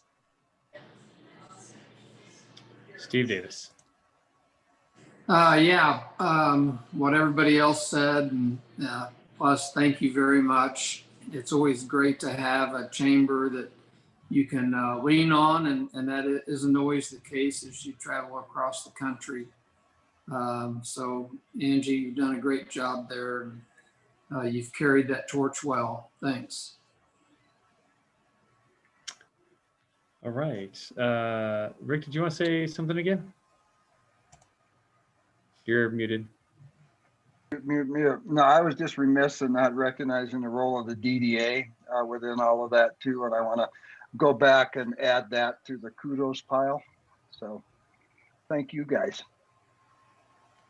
Tony. Thanks, Angie and everyone.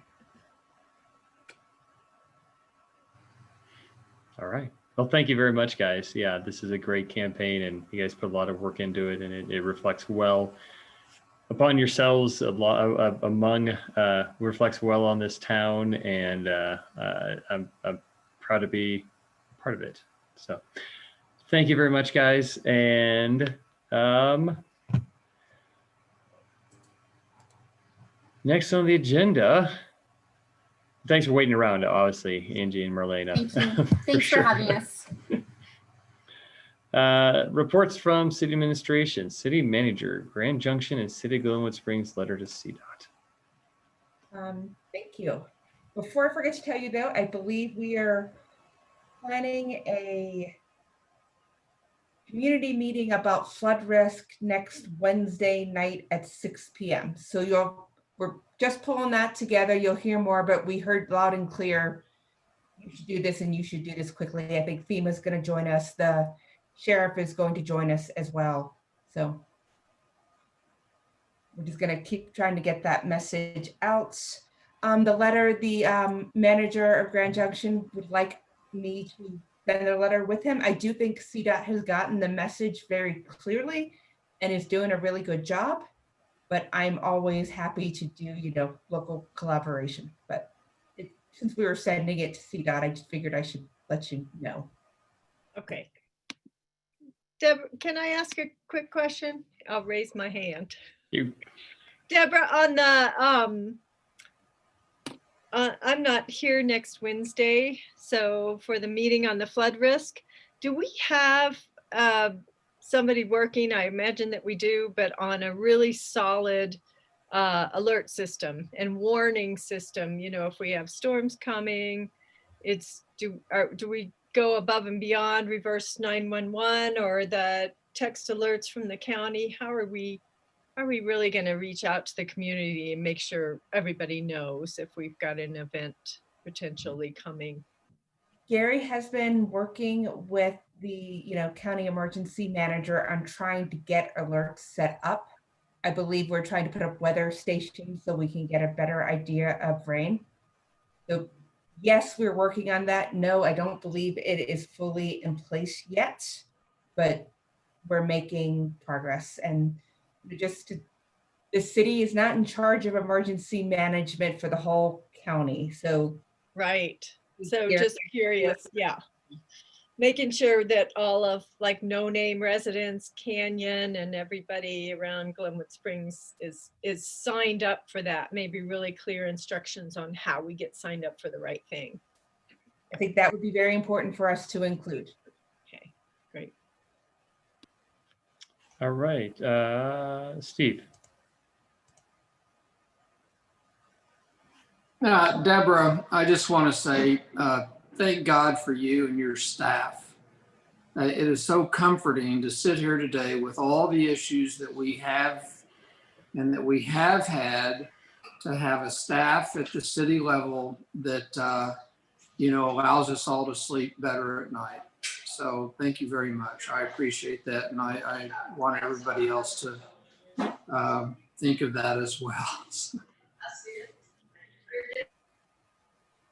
Now you thoroughly embarrassed me, Steve. Thank you. Senior staff, including Carl, who is a huge part of our management team. I'm sure sometimes he thinks I bother him too much. They're a tremendous team. And I am lucky to have them. And I'm lucky to have you guys too. Thank you. I think there's some quote about Feel Good Men. You want me on that wall. You need me on that wall. I am good. I sleep better knowing that you're not sleeping well, Deborah, because I know you worry about this. You stay up all the time. So I want to echo Steve and say thank you for your sleepless nights. All right. City Attorney report. Sure. Paula. Mr. Mayor, do we need to approve Deborah sending that letter? Sure. All in favor, say aye. Aye. Aye. All opposed? Cool. Let's go ahead, Carl. All right. A couple of meetings ago, Paula asked for an explanation of the annexation process. And earlier today, I sent out a very detailed memo with lots of sites to lots of statutory provisions that would run you through that. I can either go through that tonight, and I'm sorry I didn't get it out earlier. I thought I did and didn't, and then I was on the road earlier today. The short version is that annexation is, and forgive me if you're already bored and you want to do this later or another time or just read the memo, just let me know. The short version is that an annexation is triggered by either the city, because the property is fully enclosed by the city, initiating that annexation proceeding, or by a petition by a property owner or a group of property owners to be annexed to the city. The city would need to then make a finding via resolution. substantial compliance and set the matter for a hearing. State statute requires that once that resolution is adopted, you have to set the hearing between 30 and 60 days to hear the annexation, the petition for annexation, and render a decision or continue it. There are some other provisions in there, like you need to prepare an annexation report if the property is of a certain size or value. Typically to what, unless it is a very simple annexation, that annexation process is exceedingly fast compared to what a development review process is of any level of detail.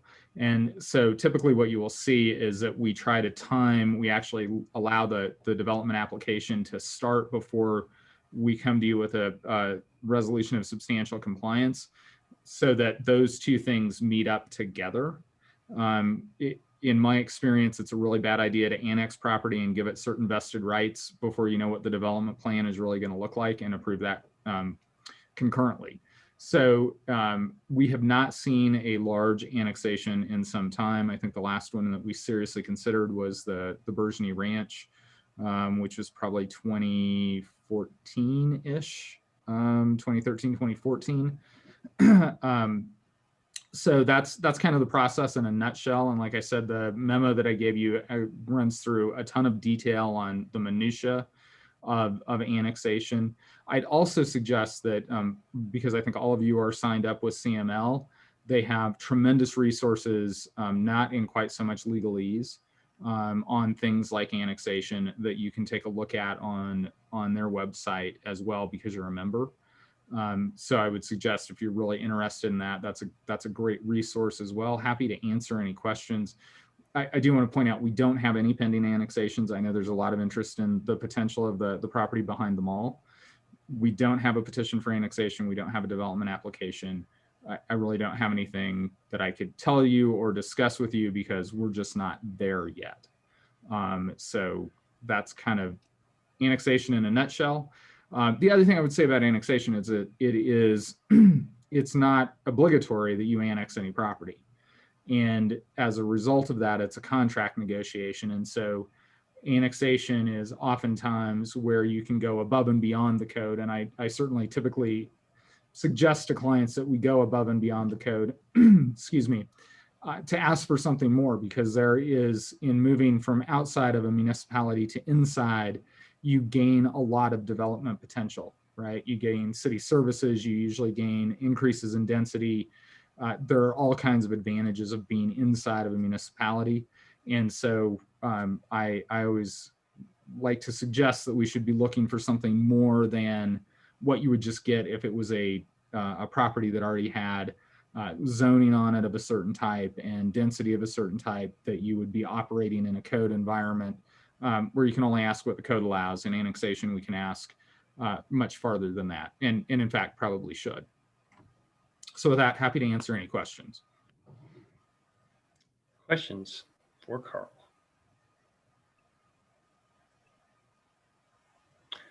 Thanks, Carl.